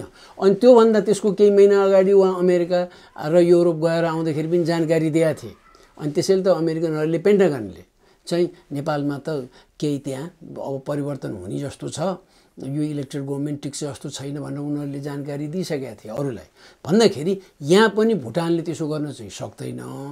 केही जानकारी चाहिँ पक्कै दिया हुनुपर्छ, तर ऊ फर्म भयो, त्यो हुनु नै ठुलो कुरो हो नि। एउटा प्रोटेक्टरेट जसको चाहिँ फोरेन र डिफेन्स र घुमाउरो पाराले नेचुरल रिसोर्सेस पनि उसले हेर्ने भन्ने थियो, तर उसले त गर्यो भन्दाखेरि उसलाई चिन्ता त आइसक्यो। अनि बङ्गलादेशले पटक पटक उहाँ खालिदा जियासँग दर्शन भेट मागेको राजदूतले, भारतीय राजदूतले 3 महिनासम्म लन्ठाइदिए, उनले भेटै दिएनन्। अनि सचिव गयो, सचिव आउँदाखेरि ल नेपाल भारत बङ्गलादेशको द्विपक्षीय सम्बन्ध सुधार गर्ने एउटा सचिव पठाउने भनेर उनीहरूले असन्तुष्ट त देखाए, उनीहरूले असन्तुष्ट भएको कारणले जोइन्ट स्टेटमेन्ट पनि निकालेनन्, प्रेस कन्फरेन्स पनि गरेनन्। अनि यो त भएन भनेर साउथ ब्लकले सल्लाह दिएपछि मोदी आफै गए। पहिलोचोटि पनि मोदी पहिला गएर हसिना गएकी हुन्, अहिले मोदी आफै गए। त्यस्तो अवस्था आउँछ। अब भुटानसित उसको रिलेसन ठिक छैन। बिमस्टेकमा पनि बङ्गलादेश बिस्तारै अलिक फरक हुँदैछ। अब यसमा पनि अब अहिले आउँदाखेरि भुटान त्यस्तो हुने बित्तिकै दुईटा नेसन उसको विरुद्धमा अथवा उसित पहिला जुन निकटता थियो भारतसँग अब रहेन। श्रीलङ्काको त पहिल्यै हो, उसले चाहिँ यिनीहरूसित इक्विपमेन्ट माग्दाखेरि, वेपन्स माग्दाखेरि दिएन, चीनले दियो, स्पेयर पार्ट्स पनि चीनले दियो। उहाँ तामिललाई एक्सनमा लिँदाखेरि र 30-35 वर्षको त्यो गुरिल्लाले क्रिएट गरेको वार अब गभर्मेन्टले त रोकिदियो, मजाले रोकिदियो। अनि कतिजना भने कोही 5000 मरे, कोही 10,000 मरे नि, यस्तोमा त मर्छन्। अब इराकमा अमेरिकाको नेतृत्वमा गएको पश्चिमा राष्ट्रहरूको ट्रुप्सले सुरुको केही हप्ताभित्रै 5 देखि 10 लाख मान्छे मारे भनिएको छ। 5 देखि 10 लाख, अधिकांश सिभिलियन्स, अधिकांश। यो तपाईँ हामीले भने होइन, यो त अमेरिकनहरूले भने हो, त्यहाँका विद्वानहरूले लिएर। त्यहाँ उहाँ 10 लाख मर्छन् भने यहाँ त 30-35 वर्षसम्म आलो घाउ जस्तो छँदै रहेपछि 5-10 हजार त मर्छन्। अब अनि उसले इक्विपमेन्ट इन्डियाले नदिएको कारणले उसले चीनसित लियो, ऊ त अनुगृहित छ। अब पाकिस्तान त अहिले करिब मौन छ, किन ऊ बलियो भएले। चीनले पुरा समर्थन गरेको छ, रुसले समर्थन गरेको छ, अन्त ऊ त पावर, ऊ पनि न्युक्लियर पावर हो, कसले के गर्न सक्छ अब भन्ने। र इन्डियाबाट घोषपेच बढ्दै गएको इन्डो पेसिफिक स्ट्राटेजीमा इन्डिया हाम फाल्ने, त्यस्तो अवस्थामा चीन त झन् नजिक हुन्छ। नेपालसित नजिक हुनु खोज्छ चीन भने पाकिस्तानसित हुँदैन, न्युक्लियर पावर। उसित न्युक्लियर वेपन्स भारतको भन्दा सङ्ख्यात्मक हिसाबले उसो बढी छ भनेपछि अब चीन पनि पाकिस्तानलाई त अर्को किसिमले हेर्ने भयो। अनि यो होल माहौल फरक भयो। अनि पाकिस्तानलाई पनि के राहत भयो भने इरान अब 40 वर्ष भइसक्यो पश्चिमाहरू इरान विरुद्ध भएको, ऊ ठिकै छ। अहिले त इरानलाई रसियाले पनि सपोर्ट गरेको छ, चीनले पनि सपोर्ट गरेको छ, पाकिस्तानले पनि सपोर्ट गरेको छ। त यस्तो अवस्थामा इन्डिया त टाढा भयो। अफगानिस्तानमा त्यहाँ अब अहिले एउटा चरणको रिजल्भ भयो है इस्यु भने फोरेन ट्रुप्स बाहिर गए, जाँदाखेरि तालिबान त पाकिस्तान नजिक छ। अब इन्डियाको त केही पनि भनाइ त्यहाँ रहेन। अनि यो माहौलमा अब नेपालको विशेष सम्बन्ध भन्ने कहिले उहाँ रोगी बेटी सबै थोक अब होइन भन्दा रोटी सबै नाता लाउने। तर नाकाबन्दी पटक उहाँ 17 सालदेखि पछिसम्म 3-4 चोटि नाकाबन्दी लाउने, हेप्ने। यस्तो कारणले नेपालमा एन्टी इन्डिया फिलिङ किन बढ्यो त? प्रत्येक 7 सालपछि नि बढ्या हो, 17 सालपछि नि बढ्यो, त्यो चाहिँ पञ्चायतले दोष दिन्थे। 46 सालपछि नि त बढ्यो नि। त्यो बढेको फाइदा चाहिँ दोग्ला चरित्रका तर आम नेपालीले, आम भोटरले थाहा पाएन। वामपन्थीले लिए, एमाले लियो। अब अहिले 63 पछि पनि एन्टी इन्डिया फिलिङ बढेको छ, जनबढ्दो छ नि। बस त्यस कारणले इन्डियाले अब रिभ्यू गर्ने बेला हो। अनि उसले रिभ्यू गरेर दुईटा छ उसको विकल्प भने कि नेपाल जस्तो मुलुकलाई ठिक गर्न सकेन भने हामी के को वर्ल्ड सुपर पावर हुने भन्ने एउटा लाइन जुन आजसम्म लिँदै आएको, त्यो आत्मसमर्पण हो। अर्को चाहिँ नेपाललाई त चित्त बुझाउन सकेन, यतिवटा कुरा मिल्छन् हैन, रोटी बेटी र पछिल्लो समयमा रोगी पनि हैन, यिनीहरू मिल्ने भए कोरोना त कतिचोटि त उतैबाट आउँदाखेरि नि त आयो भने बढ्यो भने। त यसरी हुँदाखेरि यसलाई त हामी खुसी पारौँ, सन्तोषजनक किसिमको एउटा हाम्रो नीति भयो भने नेपाल हुन्छ। पछि गएर यो हेर्छ, भुटानले खुब हेर्छ नेपालले के गरिरहेछ भनेर, भुटानले। अनि भुटान छ, भोलिका दिनमा यी एक्जाम्पलले गर्दाखेरि श्रीलङ्कामा पनि केही परिवर्तन होला, उसले पनि अलिक ब्यालेन्स नीति ल्याउला, इक्विडिस्टेन्स मेन्टेन गर्ला, त्यो गर्नुपर्ने देखिन्छ। तर चीनलाई पनि उसैको स्वार्थको कारणले, भारतलाई पनि उसैको स्वार्थको कारणले नेपालमा यस किसिमको व्यवस्था, यस किसिमको राजनैतिक माहौलले दुईटै राष्ट्रलाई नोक्सान पुग्छ भन्ने छ। त्यसैले स्थिरताको लागि राष्ट्र संस्थै ठिक हुन्छ भन्ने उनीहरूको निष्कर्ष थियो। र अहिले चाहिँ पछिल्लो समयमा जुन उनीहरूले चाहिँ यो त पिपुलबाट नै आउनु पर्यो नि चेन्ज त, हामीलाई ठिक लागे पनि भन्ने उनीहरूको निष्कर्ष भएर छलफल गर्दाखेरि यो बाहिर पनि आएको थियो। अहिले यो माहौल बढ्दाखेरि र विभिन्न नेताहरू, मूलधारकै दलका नेताहरूले राष्ट्र संस्थाप्रति सकारात्मक धारणा पछिल्ला केही हप्ता यता राखेकोले अब उनीहरू पनि चनाखो छन् र माहौल बन्दै गरे हो।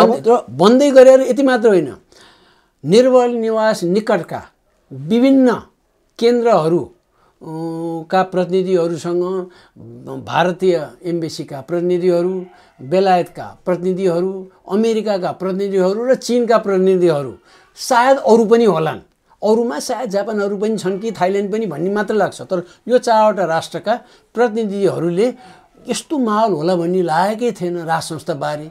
यसरी आयो, स्पोन्टेनियसली भनेका छन्, स्वस्फूर्त किसिमले स्ट्रिटमा आए।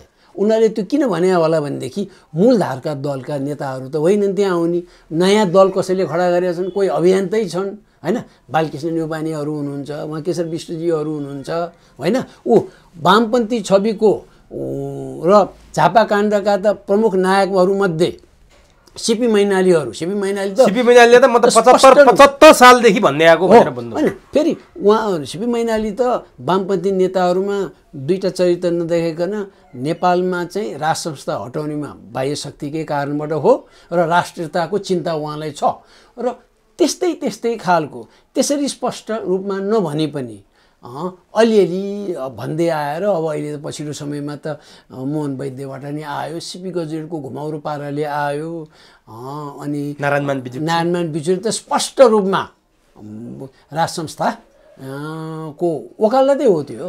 उनीहरूको जस्तो वामपन्थीहरू र उनीहरूले कसैले माया गरेर होइन, उनीहरूको निष्कर्ष के आयो भनेदेखि नेपालको राष्ट्रियता यदि बचाउनु पर्छ हो भने राष्ट्र संस्थै चाहिँदो रहेछ, न त नहुने हो भन्ने भयो। अब तपाईँले नाम लिएका यी मूर्धन्य व्यक्तित्वहरूले त भन्नुभयो, तर राजनीति जसको वरिपरि घुमेको छ उहाँहरूले प्रष्टसँग राजाको चाहना राखेको देखिँदैन। बाबुराम भट्टराई त राजाको नामै सुन्न चाहन्नन्, जो मोहन वैद्य, सिपी गजुरेलसँग सँगै जनयुद्ध गर्ने 10 वर्ष जनयुद्धका सहयात्री पनि हुन्। मोहन वैद्यले त्यो बोले, सिपी गजुरेल त्यसरी बोल्छन्, बाबुराम त अझै लखेट्नुपर्छ भनिरहेछन्, रामचन्द्र पौडेल अझै लखेट्नुपर्छ राजालाई, यो बोल्न दिन हुँदैन, लगाम लगाइदिनुपर्छ भन्छन्। माहौल कसरी भन्यो त? पहिला त रामचन्द्र पौडेलहरूको त उनकै दलमा हैसियत छैन र दोस्रो हैसियत नभए पनि बोल्नु त मिल्छ। उनी पहिला धर्मनिरपेक्षताको वकालत गर्ने मध्ये थिए, उनी अगुवा। पछिल्लो समय मेरै जानकारीमा थियो, मैले पहिल्यै घोषणा गरेका थिएँ, यिनी चाहिँ भारतीय हिन्दूवादीहरूसँग भेट्न खोजेका छन्, मिलाइदेऊ, धर्मनिरपेक्षता भनेर नहुने रहेछ भने नभन्दै 6 महिना जतिमा भारत पुगे, फोटो खिचे, भारतीय नेताहरूसित फोटो खिचेर राखे है, सामाजिक सञ्जालमा आयो। अब नेपाली काङ्ग्रेसका नेताहरू पटक पटक योगी आदित्यनाथलाई भेटेका छन् गेरुवाधारी मा, अनि त्यसरी बसेखेरि के देखिन्छ त्यसले भनेदेखि अब यिनीहरूकोमा विचारमा चाहिँ परिवर्तन आएको छ र सबैभन्दा बढी चाहिँ नेपाली काङ्ग्रेसको महासमितिले गत उनीहरूको मिटमा उनीहरूले त्यो 75% बढीले हिन्दू राष्ट्रको कुरा गरेका छन्। हिन्दू राष्ट्रको कुरा गरे भने राष्ट्र संस्था आउँछ भन्ने र अब चाहिँ गोप्य रहेन। कोइराला फ्यामिलीका अधिकांश सदस्यहरू र उनीहरू निकटका अरू सदस्यहरू है स्पष्ट रूपमा अब अहिले पहिला चाहिँ विपिन कोइरालाले भन्नु नि त उनी त राष्ट्र संस्थाको 9 वर्ष जेलमा बसेका मान्छे हुन् नि त होइन र पढे लेखेका सबै हुन्। त्यसो अब कोर कोइराला फ्यामिलीभित्र हेरौँ न, प्रकाश कोइराला, सुषमा कोइराला अनि मनिषा कोइराला उनीहरू स्पष्ट रूपमा राज संस्था नेपालमा चाहिन्छ भन्नेमा आए र यी बाहेक कोइराला फ्यामिलीहरूको मिटिङमा है यो कुरा होइन मात्र भने नि हुन्छ, मैले यसरी पटक पटक भनिरहेको छु, होइन मात्र भने हुन्छ, उनीहरू संस्था हट्नु नेपालको लागि राम्रो भएन भन्ने छलफल भएको छ। अनि यो संविधान 72 सालको संविधानले न नेपाली काङ्ग्रेसलाई राम्रो गर्छ न मुलुकलाई राम्रो गर्छ भन्ने भयो त्यहाँ।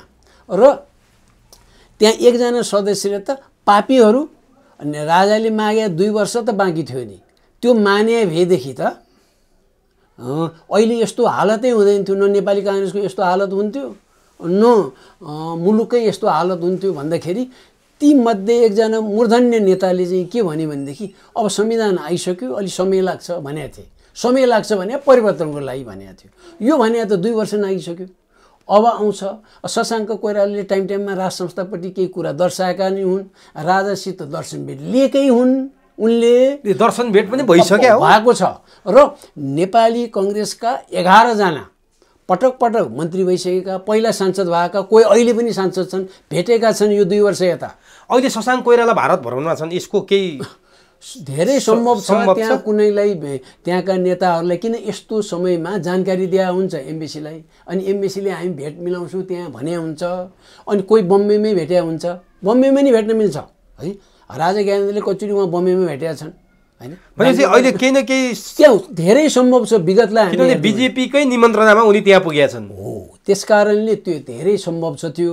अनि अब शेखर कोइराला अब उनी चाहिँ अरूभन्दा आफ्नो छलफलमा चाहिँ नेपालमा राज संस्था चाहिन्छ र हिन्दू राष्ट्र हुनैपर्छ, यो मुद्दा अगाडि बढाएन भने नेपाली काङ्ग्रेस डुब्छ भन्नेमा छन् उनी पनि।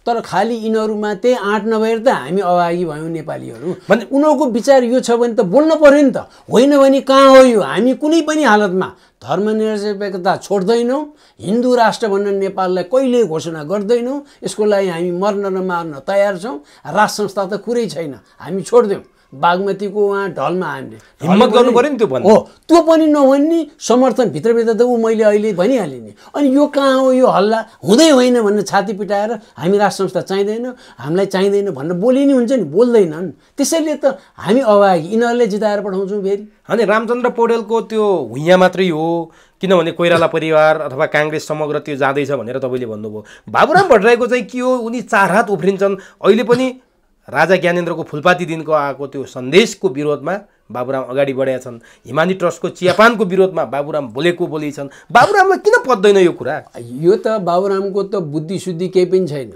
म त यही भन्छु। अरू मैले एकाधपल्ट 1-2 पटक भनिआएको, जमानामा एसएलसीको बोर्डमा 75% ल्याएर बोर्ड ल्याएको, परार साल नेपालमै त्यही एसई अहिले भनिन्छ 22,500ले डिस्टिङसन ल्याएको थियो भने 80% भन्दा बढी। उनी भन्दा त 22,500 त अस्ति निस्के डिस्टिङसन ल्याएको।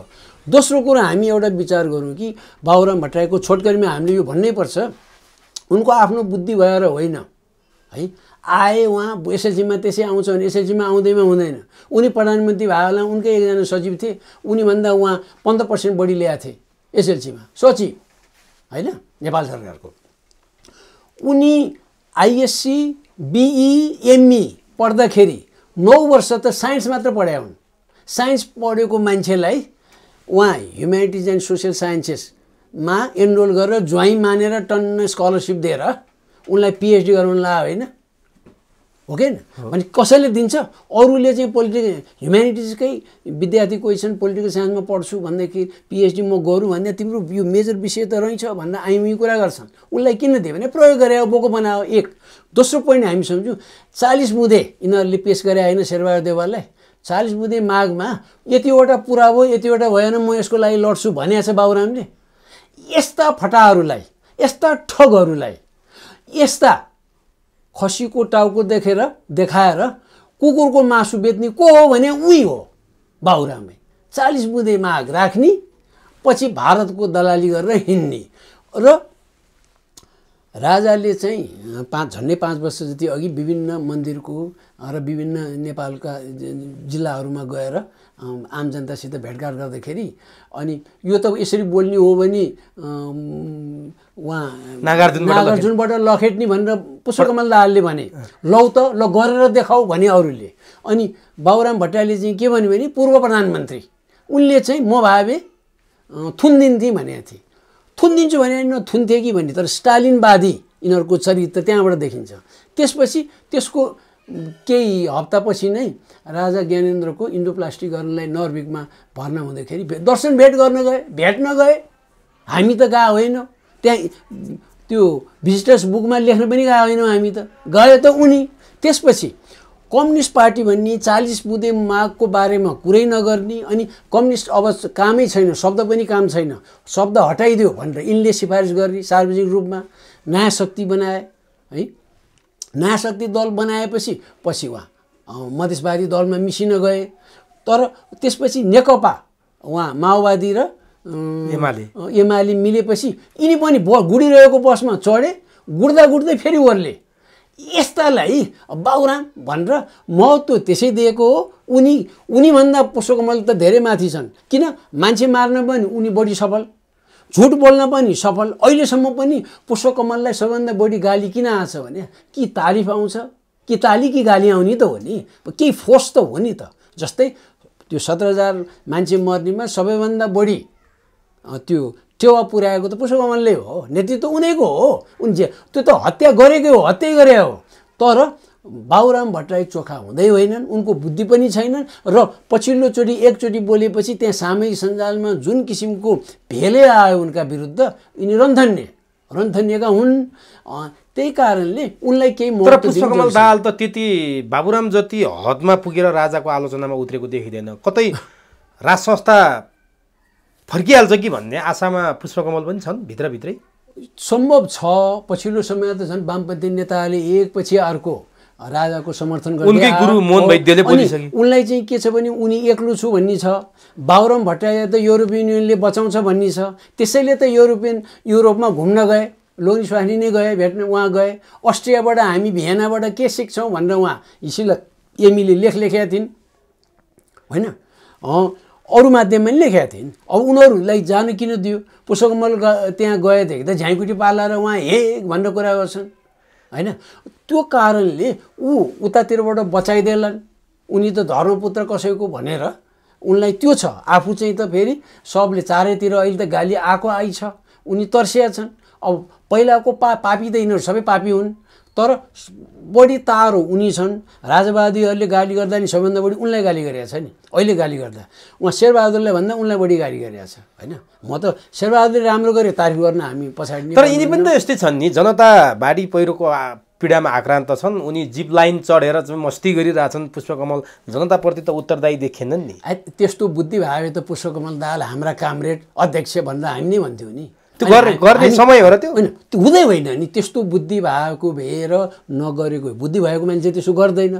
त्यसरी गए भए आज यो व्यवस्था परिवर्तनतिर कुरै हुँदैन थियो। मै गणतन्त्रवादी हुन्थेँ नि। एकदम व्यवस्था राम्रो छ, विधिको शासन छ, इक्वल अपर्च्युनिटी छ सबैले भने के खान राजा चाहिने? चाहिँदैन, कुनै हालतमा चाहिँदैन। गणतन्त्रवादी नै हुनुपर्छ हामी। त्यो नहुने भयो, विदेशीले किनिदिने भए। अनि त्यसैले त म चाहिँ निर्वाचित कार्यकारी भन्दिनँ। म कहिले पनि निर्वाचित कार्यकारी भन्यो भने सांसद त किनिदिन सक्ने विदेशीहरूले भने एकजनाले त त्यसै किनिदिन्छन्। कैयौँ हिस्ट्री छ वहाँ। हामी भियतनामको हिस्ट्री हुनुहुन्छ, साउथ भियतनामको चाङकाइसेको हिस्ट्री हेरे हुन्छ, चिलीमा के हो भनेर हेरे हुन्छ। उहाँ हवाई अधिराज्य, हवाई त अमेरिकाको 50औँ राज्य हो। 1959 मात्र राज्य भएको। त्यहाँ त उहाँ मेनलाइन अमेरिकाबाट गए। त्यहीँकै अमेरिकनहरूले गोराछालाले त्यहाँ स्थानीय उहाँ भोटर्स भए। उनीहरूकै बाहुल्यता भयो। उनीहरूले नै अनि पछि अमेरिकामा विलय गर्नलाई प्रस्ताव राखेर उहाँ बनाए। त्यो कुरा सिकेर इन्डियाले सिक्किमलाई विलय गरे। त्यहीँको हो, त्यहाँ पढे हुन्छ, त्यही लेखेको छ। त्यसकारण यिनीहरूले भनेको कुरा मिल्दैन र यी नेताहरूको विश्वसनीयता नभएको, विभिन्न आयोगहरू, ठुला ठुला राज्यका निकायहरूमा भ्रष्टहरू परेको, असक्षमहरू हुने, यिनीहरूलाई त्यस कारणले यो व्यवस्था काम लाग्दैन भनेकै कारण। यिनीहरूलाई के आत्मविश्वास छ कि हामीले ल्याएको व्यवस्था ठिक छ, राज संस्था आउँदैन, यो चाहिँ चिहानमा पुगिसकेको हड्डी चाहिँ फेरि पुनर्जीवित भएर ताजगी भएर आउने सम्भावना छैन भन्छन् बाहिर बाहिर? होइन, 4 वर्ष अघि चाहिँ खुब भनेको थिए। उनीहरूकै लहलैमा 2-2.5 वर्ष अघि पहिला चाहिँ बैलगाडबाट अमेरिका पुगिँदैन भन्ने ओलीले पनि आफू पछाडि पर्छु कि पहिला आफूले त्यो भने हो, मनमा अहिले पनि अलिअलि त छ भन्ने उनलाई लागेर त्यही भाषा उनले पनि प्रयोग गरेका थिए, गरेको चाहिँ। तर अहिले यिनीहरू कमजोर भए आफ्नै कुबुद्धिले, आफ्नै कुकर्मले। राजा फर्किन्छन् भन्ने यिनीहरूलाई त्रास हो, अब त्रास हो, तीव्र त्रास छ। त्यति बेला यिनको पहिचान, पोजिसन, स्थान कहाँ हुन्छ त यदि राजा फर्किहाले भने?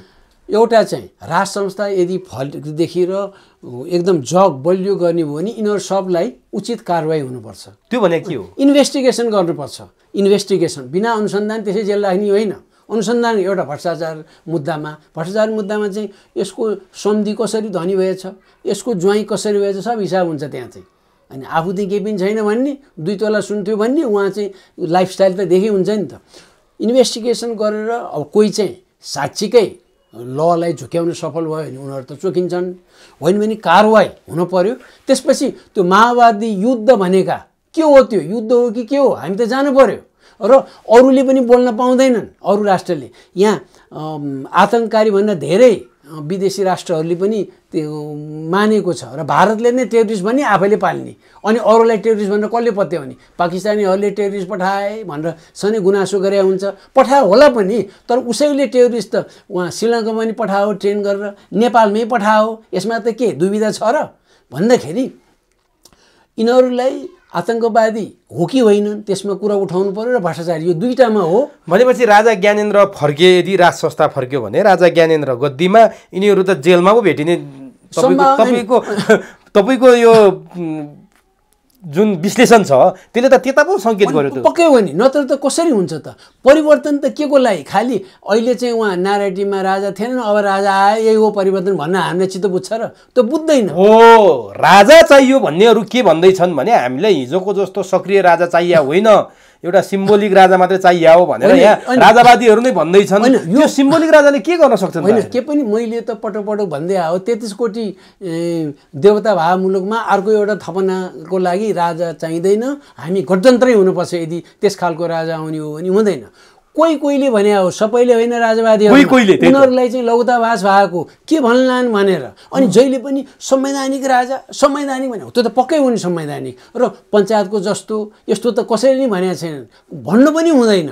समय त कहाँ पुगिसक्यो। तर केही भूमिका क्रुसियल इस्युजमा, डे टु डे एडमिनिस्ट्रेसनमा होइन, त्यस्तो चाहिँ हुनुपर्छ।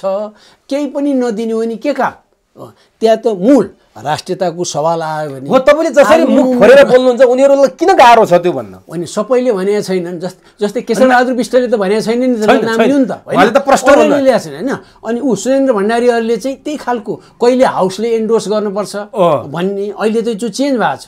तर के उनीहरूमा नि परिवर्तन हुँदै जाला अनि अलिकति त्यो रिफाइनमेन्ट हुँदै जान्छ, तर हुँदैन। त्यसमा भयो भने एउटा इलेक्टेड कार्यकारी पनि हुँदैन, सांसद किन्नेले एकजना व्यक्तिलाई किनिदिन्छ भन्ने भूमिका केही दिनुपर्छ।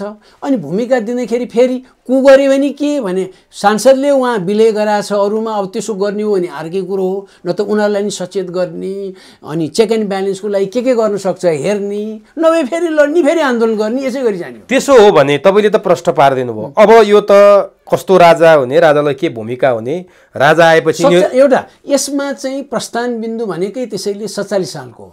त्यसमा केही घटाउनुपर्छ वा केही बढाउनुपर्छ, त्यो चाहिँ प्रतिनिधिहरूले हेरेर, हामी जस्तो मान्छेले नि होइन। इन्ट्री पोइन्ट त्यही हो। इन्ट्री पोइन्ट त त्यही नै हो, त्यहाँबाट जाने। किन यिनीहरूले गद्दारी गरे हो, त्यही संविधान अन्तर्गत राजाले बिउताउनै नहुने कि अनकन्स्टिट्युसनल काम हो त्यो त। त्यसै यो कसले बिउताइदिने त फेरि यो संविधान? कुन यो त अब जनताले कसरी ल्याए, त्यो मरिसकेको संसद मरिसकेको सांसदलाई फेरि ल्याए मरिसकेको सांसद त राजाले आम वैशाख जनता 11 मा सम्बोधन गरेर बिउदाइदिए। अब मरिसकेको राज संस्था चाहिँ राष्ट्रपतिले बिउदाइदिने होइन। त्यो बेलामा त आउँछ त यही माहौल भन्न हामीलाई गाह्रो हुन्छ भन्नलाई। अब परिवर्तन कसरी हुन्छ, नेताहरू बसेर एउटा कन्सेन्सस एउटा हुन्छ। नेताहरू बसेर मिल्न चाहिँ के गाह्रो भने भ्रष्टहरू छन् धेरै, कारबाही त हुनु पर्यो, नत्र त राजा पनि हट्नु पर्यो राज संस्था। अनि एउटा चाहिँ आन्दोलनबाट आयो भने 47 साल भन्छन् उनीहरूले, त्यो भन्नु पर्यो, नत्र कसरी हुने। टेक्न बढी सजिलो हुन्छ। हुन त बिना यसकारको केही पनि नभएर राजा आएर त्यो स्ट्रिटबाट ल्याउँदाखेरि उहाँ स्ट्रिटबाट डिक्लेयर गरे आधारमा भेनेजुएलामा 40वटा जति युरोपियन राष्ट्रहरूले समर्थन गरेका छन्। अहिले ऊ आफै स्वेच्छाले निर्वाचनमा बसेको छ, उसैलाई मानेका छन् राष्ट्रपति। भेनेजुएलामा त आफै बसेको छ, फेरि चाहिँ मदुरो त आफै राष्ट्रपति भएको छ। त त्यहाँ उपाय निस्किन्छ, तर प्रस्थान बिन्दु टेक्निकली त्यही नै हो। नेताहरूले छलफल गर्यो भने अलि सहज हुन्थ्यो, उनीहरूले गरेन भने स्ट्रिट आन्दोलन नै हो। अनि प्योरली रातारात आर्मीले चाहिँ कु गर्दैन, गर्न पनि सक्दैन। अब यो त कुरा क्लियर भयो। अब दलहरू के होलान् कसो होलान् यो पनि भन्यौ, तर जो आउनुपर्ने हो राजा ज्ञानेन्द्रै होला। उहाँको के भूमिका, उहाँले देखाएको गतिविधि, फुलपातीको दिनको भिडियो सन्देश, हिमानी ट्रस्टको चियापान, यतिले सङ्केत गर्छ कि अरू केही गतिविधिहरू पनि भइरहेछन् अथवा उहाँका विङ्सहरूले केही त्यस्ता सङ्केत दिएको हामीले पाउन सक्छौँ? के देख्नुहुन्छ? एउटा चाहिँ कैयौँदेखि विगत 1.5 वर्ष जति यता विभिन्न अभियन्ताहरूले, विभिन्न नेताहरूले, विभिन्न बुद्धिजीवीहरूले राजा आफैलाई इच्छा छ कि छैन हुनेमा, उनको विचार के हो भन्दै आएको थिए। हुन त त्यो भन्नु पनि त्यतिको ठिक होइन। तिमीहरूलाई चाहिँ कस्तो राजा चाहिन्छ, हामीलाई यस्तो चाहिने भन्ने। राजा ज्ञानेन्द्रले खाएन भने अर्को विकल्प निकाल्ने नि। हामी त त्यसरी भन्ने मान्छे हौँ हामी त, हगि। त्यस कारणले पहिला आफूलाई कस्तो चाहिन्छ भन्ने, होइन। उनलाई इच्छा छ कि छैन अनि उनले बोलेनन् भनेर यहाँ इख्याएर दङ्ग्याएर गर्नेवाला होइनन्। र राजा ज्ञानेन्द्रले चाहिँ विगत 15 वर्षमा निकै थप ज्ञान हासिल गरे उनले चाहिँ, त्यो दुःखको कारणबाट। अनि परिमार्जित भयो, परिपक्वता बढ्यो उनको। यो बढेपछि एउटा हामी नबिर्स्यौँ, नारायणी दरबार छोड्दाखेरि उनको अनुहार कस्तो थियो त्यसै आउँछ। त्यो नक्कली हाँसो गरेर त्यो कामनेस देखाए र आजका मितिसम्म पनि रिसाएका देखिँदैन। जबकि नेताहरू चाहिँ सत्तामा रहँदा पनि, सत्ताबाट हट्दाखेरि पनि सधैँ कस्तो अनुहार छ हेरे हुन्छ नि त अहिले चाहिँ, होइन। ओलीका हेरे हुन्छ, माधव नेपालका हेरे हुन्छ, शेरबहादुरकै हेरे हुन्छ नि। त उनको त्यो एउटा क्षमतामा अझ वृद्धि भएको छ र उनले समय लिएर अब चाहिँ बोल्नुपर्छ मैले केही भनेपछि बोल्न त बोले, कसरी बोले, उनको कमिटमेन्ट हो यो। त्यो सम्बोधनको मुख्य प्राथमिकता चाहिँ राज संस्था अनिवार्य भन्नुको उनको कमिटमेन्ट। अब उन त्यसैमा जाने भए। अब म आउँछु भन्न खोजेँ भनेकै त्यही होइन, राज संस्था चाहिन्छ भने। अब जनताले कस्तो राज संस्था ल्याउँछ, के गर्छ त्यो त बाँकी छ नि। भनेको त त्यो हो, राज संस्था नेपालमा चाहिन्छ, एक। दोस्रो, प्रजातन्त्रप्रति पनि उनले कमिटमेन्ट देखाए। यताउता होइन, 17 सालको पुसे 13-14 वर्षको दौरान ज्ञानेन्द्रले यसरी यो ब्ल्याक एन्ड व्हाइट ठ्याक्कै यो भाषामा बोलेका थिएनन्। अहिले कहाँबाट के नै आँटा? होइन, अहिले त माहौलै बन्यो।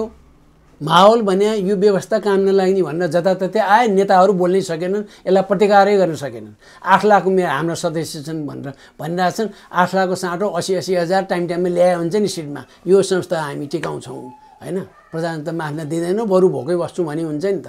त्यो पनि गर्न सकेनन्। र उसले अब चाहिँ बोल्नुपर्छ मैले भनेर बोल्दाखेरि धेरै डिटेलमा गए। न्यायालयसम्मको विकृति उनले उल्लेख गरे। बेरोजगारीको उनले त्यो मुद्दा उठाए। बेरोजगारी नै हो मुख्य। आजकल BA पास गरेका छन्, MA पास गरेका छन्, घरमा बेरोजगार भएर बस्नु परेको छ, है। जसको चाहिँ एजुकेसन लेभल कम छ उनीहरूको त झन् हालत बेहाल छ, होइन। त्यो मुद्दा नि उठाए उनले। राष्ट्रियताको कुरा पनि सबभन्दा माथि उठाए। के बाचा गरेका थियौँ, के भयो अहिले भन्ने देखाए। त्योभन्दा कति भन्ने, एउटा त्यो देखाए। त्यसपछि एउटा चाहिँ दशैं अगाडि नै अब राजा चाहिँ अलिकति स्पष्ट रूपमा देखा पर्छन् भनेर गाईगुई चलेकै थियो। तर उनले त निकै अगाडि देखे। त्यसको सम्बोधनको लगत्तै एउटा भेला पनि गराएर एउटा प्रश्नोत्तर कार्यक्रम जस्तो पनि गरे। त्यसपछि हिमानी ट्रस्ट चाहिँ हामीले किन बिर्सिनु भने त्यसको पेट्रन संरक्षक राजा ज्ञानेन्द्र। हिमानी ट्रस्टलाई विभिन्न राष्ट्रहरूले सहयोग दिन लामबद्ध छन्, तर छानी मात्र ल्याएछन् उनीहरूले। त्यो लिँदाखेरि राजा ज्ञानेन्द्र र युवराज्ञी हिमानीको छलफलबाटै हुन्छ। हिमानीले धेरैजसो यहाँ छलफल गर्ने नै गरेको छ उनीसित। अनि लिएकोमा चाहिँ अब जस्तै जापानसित ल्याएको छ, जापानका राजाले त आफ्नो निजी कोषबाट दिने गरे हो, त्यहाँ राज्यको पनि होइन। त्यहाँ चाहिँ चिनियाहरूले पनि दिएको छ, चिनियाहरूले त अझ बढी दिन खोजेको। चिनियाहरूले त यहाँ अलिकति 500-700 घर बनाइदिनु पर्यो भूकम्प पीडितलाई भनेर युवरागी हिमानीले त्यहाँ प्रस्ताव गर्दाखेरि के को नि यो 500-700, हामी त 5,000-कै बनाइदिन्छौँ नि भनेर भन्दाखेरि बाबुराम भट्टराईले विरोध गरेको गोर्खाको कुरा हो यो चाहिँ। उनले विरोध गरे, त्यसो गर्यो भने त उनको उहाँ चुनाव क्षेत्रमा त ध्यान अन्ततिर जाला र आफू चुनाव हारला भनेर उनले नाइ भने बाबुराम भट्टराईले। अरू पश्चिमा राष्ट्रहरू पनि पछिल्ला वर्षमा आए, हामी चाहिँ अध्ययन गरिरहेछौँ, हाम्रो यो ह्युमन रिसोर्सले त्यतिको भ्याउँदैन भनेर डिप्लोमेटिक भाषा प्रयोग गरेर लिएको छैन अरूको भन्दा त्यसलाई महत्त्वपूर्ण स्थान हिमानी ट्रस्टलाई दिएको छ। अब हिमानी त्यो मार्फत गतिविधि गर्न अब राजा ज्ञानेन्द्र अगाडि बढे हो, त्यस मार्फत हो जस्तो मलाई लाग्दैन। तर त्यो चियापानले के सन्देश? अनि चियापानले त त्यही एउटा मौका र भिजिबिलिटी देख्दा त एउटा मेसेज त आफै जान्छ। अहिलेसम्म त थिएन नि त, के थिएन एउटा त के भने सधैँ त्यसैलाई प्रयोग गर्दैनन् मेरो विचार। तर त्यहाँ देखिएका पात्रहरूमा जाउँ न एकचोटि। केही पब्लिक फिगर भइसकेका मान्छेहरूको अनुहार देखिएन भन्नेहरू पनि छ। महानायक राजेश हमाल देखिएनन्, यो तपाईँ र मेरो अघि नै कुरा भएको थियो अफ द रेकर्ड, महजोडीको त्यहाँ देखिएन, तपाईँहरू जस्ता मान्छेहरू त्यहाँ देखिनु भएन। स्वयं राजा चाहिन्छ भनेर वकालत गर्ने ती पार्टी अघि नाम पनि लिनुभएको थियो, ती मान्छेहरू पनि त्यहाँ देखिएनन्, नयाँ नयाँ मान्छे पो देखिए त त्यहाँ। एउटा चाहिँ के भनेदेखि नेपालको सिने क्षेत्रमा सबैभन्दा बढी नायक भएर भूमिका खेल्नेमा त राजेश हमालै हो, 40 सालपछि आए पनि। तर उनी देखेनन्, सन्चो बिसन्चो भयो कि वा उनले जान चाहेनन् कि, तर नआउँदाखेरि उनी चाहिँ आएनन् भन्ने हो। उनी आउँदैमा सफल, नआउँदैमा असफल कुनै हालतमा हुँदैन। र हामीले चाहिँ सिनियर भनेको यो वर्षौँदेखि यो सिने जगतमा काम गर्दै आएको भने उनीभन्दा धेरै अगाडिदेखि त शिवश्रेष्ठ त्यहाँ देखिन्छ, भुवन केसी देखिया हो होइन, करिश्माहरू पनि देखेको हो। राजेश हमालभन्दा अगाडि हो करिश्मा त होइन। उनीहरूको फिल्महरू त 50 सालसम्म त नेपालका अधिकांश फिल्मको सबै रिभ्यू मैले गरेको छु नि। र धेरै टप नायकहरूलाई त मैले अन्तर्वार्ता ल्याएको छु, म्युजिसियनहरू, फिल्म डाइरेक्टर्सहरू मैले ल्याएको छु। मनको बाँधदेखि नै 2030 सालदेखि नै त केही ज्ञान छ। अब महजोडी देखिनँ मैले, अब उनीहरूको अनुपस्थिति हो भनेदेखि महजोडी छैनन् जस्तै छ। उनीहरू नहुनुको मतलब चाहिँ अब नसन्चो बिसन्चो हो कि, एकजनाले उहाँ जुम्ल्याहरूको पनि त्यसो हुन्छ भनेर सुनेको छु, एउटाले बिसन्चो रोगा खोकी लगायो भने अर्को लाइन लाग्छ भने जस्तो नआएको हो कि। हुन त उनीहरूको साँच्चीकै उदय भएको यहाँ 36 सालको त्यो जनमत सङ्ग्रहको दौरानदेखि माहौल फरक भयो र गाई जात्रा कार्यक्रममा उनीहरूले पेस गरेको प्रश्न हो मा एमलोक मैले हेरेको थिएँ साह्रै राम्रो। र केही त्यहाँ भित्रका इन्सिडेन्ट्सहरू अहिलेसम्म सम्झिन्छु, कन्टै छ। र त्यसको कभरेज सबैभन्दा बढी मैले गरे हो, मैले लेखेर त्यो उनीहरूलाई आजसम्म थाहा पनि होला। पछि उनीहरूले विज्ञापन भन्ने अर्को प्रदर्शन गरे, त्यो पनि अति राम्रो थियो, थाहा थियो। तर उनीहरूको उपस्थिति देखेन, उनीहरूले पनि पोलिटिकली हेरे होलान् सायद, नगएको कारण चाहिँ यसले गर्दा के माहौल बन्ला कसो होला भनेर कोहीले आँट गरे, शिवश्रेष्ठहरूले गए। किनभने म चाहिँ पुष्पकमल दाहाललाई यतिको गाली गरे पनि, बाबुराम भट्टराईले यतिको गाली गरे पनि उनले कुनै कार्यक्रममा बोलाएर मेरो समय चाहिँ जान्छु म त जान्छु। अब उनीहरू आएनन् त उनीहरू नआउँदैमा फेल खायो त कुनै हालतमा होइन, गए। अब कसैलाई बोलाएको नबोलाएकोमा उनीहरूको होला, यसलाई बोलाए। म आफैलाई चाहिँ नबोलाएको म सरप्राइजै छैन, मलाई थिएन, म त्यस्तो लिस्टमा उनीहरूको डेफिनेसनमा नपरे पनि होला, वा मलाई नरुचाए पनि हुनसक्छ। त्यो कारण मलाई चाहिँ म सरप्राइजै छैन म आफैमा चाहिँ। तर कतिजना त्यहाँ जम्मै कलाकारहरू त थिएन नि त, बोलाएको त अरू पनि आउँथे होला नि। त्यस कारणले कोही छन्, कोही अनि पत्रकार पनि छन्। तर यसमा चाहिँ एउटा चासोको विषय, पत्रकारहरूमा चाहिँ नाम कसैले पनि दिएनन्, नदेऊ भने हो कि जस्तो लाग्यो मलाई चाहिँ। नत्र गएका पत्रकारहरूले त नाम त भने हुन्छ नि त, उनले समाचार पनि बने, पत्रकार यो थिए पनि भन्दैनन्।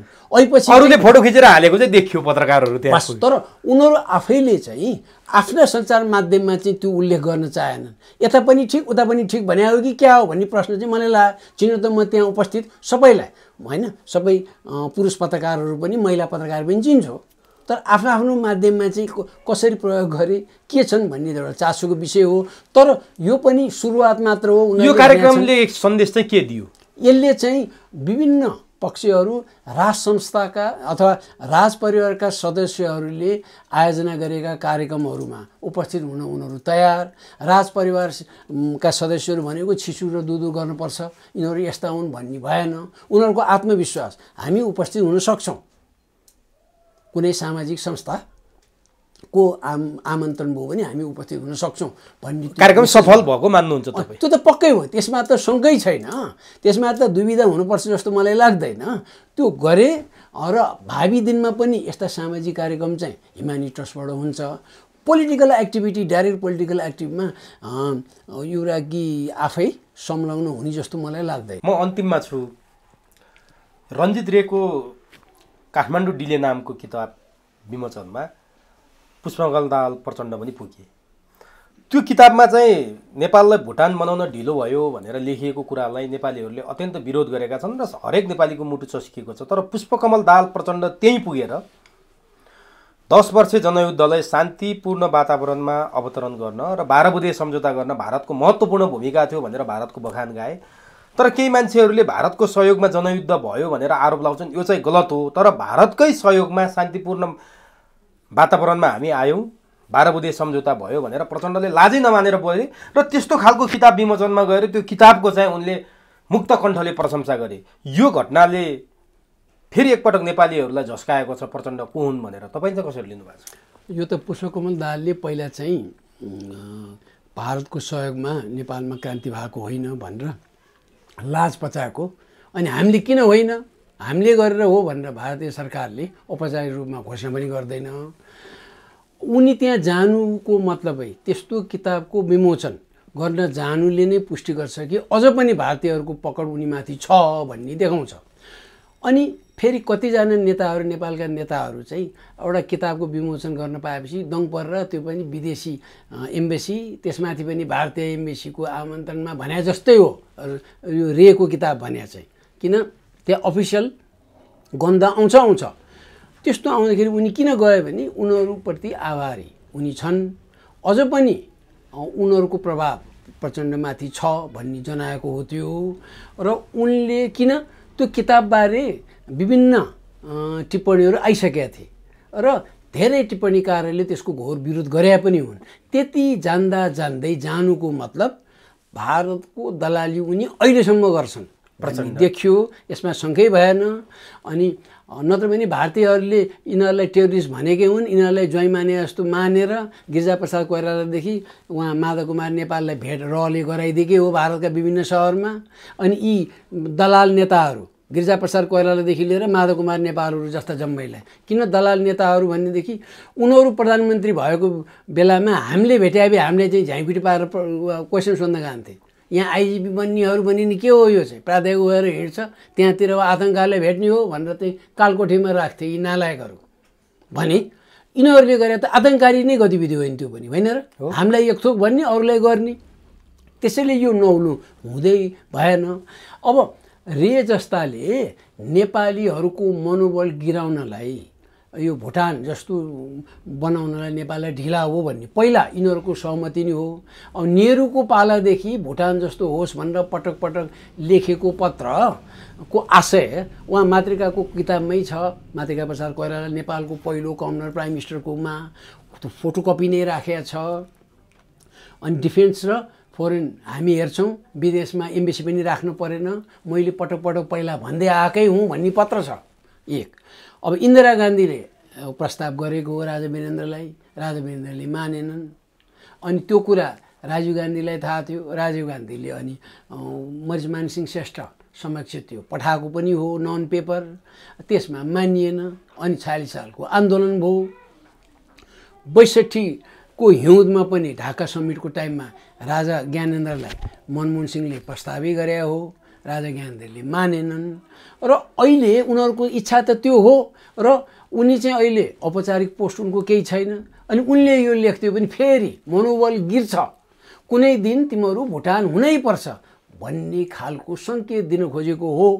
तर नेपालमै हामी भन्छौँ कि पहिलाको जस्तो युग होइन। अब त 7 सालदेखि 17 सालको युग पनि होइन, पञ्चायतकालीन युग पनि होइन, 40 सालदेखि 62को युग पनि होइन, अहिले त 63 पछिको युग हो हामी भन्छौँ भने भारतीयहरूले पनि त्यही बुझ्नु पर्यो। अब आम नेपालीहरूमा चेतना धेरै बढ्या छ। यसले उसले हेप्न खोजेपछि एन्टी इन्डियन फिलिङ एकदम बढ्छ। भावी दिनमा अहिलेको 10 वर्ष 20 वर्षमा इन्डियाको यही स्वरूप हुन्छ भन्ने छैन। त्यो बेलामा नेपालीहरूले साथ फेर्छन्। त्यो स्थिति उसले बुझ्नुपर्छ। अब यो रेको त उसको विचारै होला, पाएदेखि भुटान किन, उसले पाएदेखि त ऊ सिक्किमै बनाउला, अनि पाकिस्तानै उसले लिन्छ, श्रीलङ्कै लिन्छ नि। यो त पुरा यो भारतवर्ष भनेर सबै लिन खोज्ने हो उसले त। ब्रिटिस अन्तर्गत जुन जुन राज्यहरू त्यो कोलोनी अन्तर्गत थिए त्यही नै बनाउनु खोज्छ। पाए म्यानमार पनि लिन्छ उसले त। यस्तै हो, हाम्रा भारत महान भन्दै आउँछ। त्यसले नेपालीहरूले यसबाट ज्ञान के मात्र लिने भने कि पाएसम्म उनीहरू छोड्दैनन्। उनीहरूको उद्देश्य भुटान बनाउने नै हो र भावी दिनमा पनि हामी नेपाललाई भुटान बनाउनुबाट पछाडि पर्नुहुन्न है भन्ने सङ्केत गरे हो। नेपालीहरूको मनोबल गिराउन खोजेको हो। तर दुःखको कुरो यस्तो किताब विमोचन गर्न जाने भनेर तपाईँ हामी जस्तो साधारण आम नेपाली त हुने हामी त हामीले उठाउनु पर्ने यो मुद्दा त नारायणमान बिजुची जस्ता, सिपी गजुरेल जस्ता, नेत्रविक्रम चन्द जस्ता, मोहन वैद्यहरू जस्ता र अरू राष्ट्रवादी नेताहरूले तुरुन्त निकाल्नु पर्ने के हो यो बोल्ने भनेर। उनीहरूले बोल्दा त हामीले बोले भन्दा 100 दोबर बढी वेट हुन्छ। उनीहरू समयमै बोलेनन्। भोलिका दिनमा बोले पनि ढिला भयो, ढिलै भए पनि स्वागत योग्य हुन्छ। उनीहरूले नबोलेपछि यो पुष्पकमल दाहाल जस्तो यो आतङ्ककारी हुन्। उनीहरूको पहिलाको गतिविधि आतङ्ककारी हुन्। अब उनीहरूबाट फाइदा अहिले उठाउनेहरूलाई त यस्तो भन्छ उस्तो भन्छ गाली गलोज गर्लान्, यसैको रियाक्सनमा नै आउला। त्यसबाट डराउने भएर डगमगाउने हामी बा यसरी बोल्नै सक्दैनौँ नि। यति मात्र हो। अनि हामी नेपालीहरू झन् सचेत हुनुपर्छ है। यस्ता दलालहरूसित हामी सावधानी अपनाउनै पर्छ। हस्, समय दिनुभयो, अत्यन्त महत्त्वपूर्ण विचारहरू राखिदिनु भयो, आम दर्शकलाई सुसूचित पारिदिनु भयो। यसका लागि तपाईँलाई हार्दिक धन्यवाद। यहाँले मलाई यो फोरम दिनुभयो, यसको लागि म यहाँप्रति आभारी छु।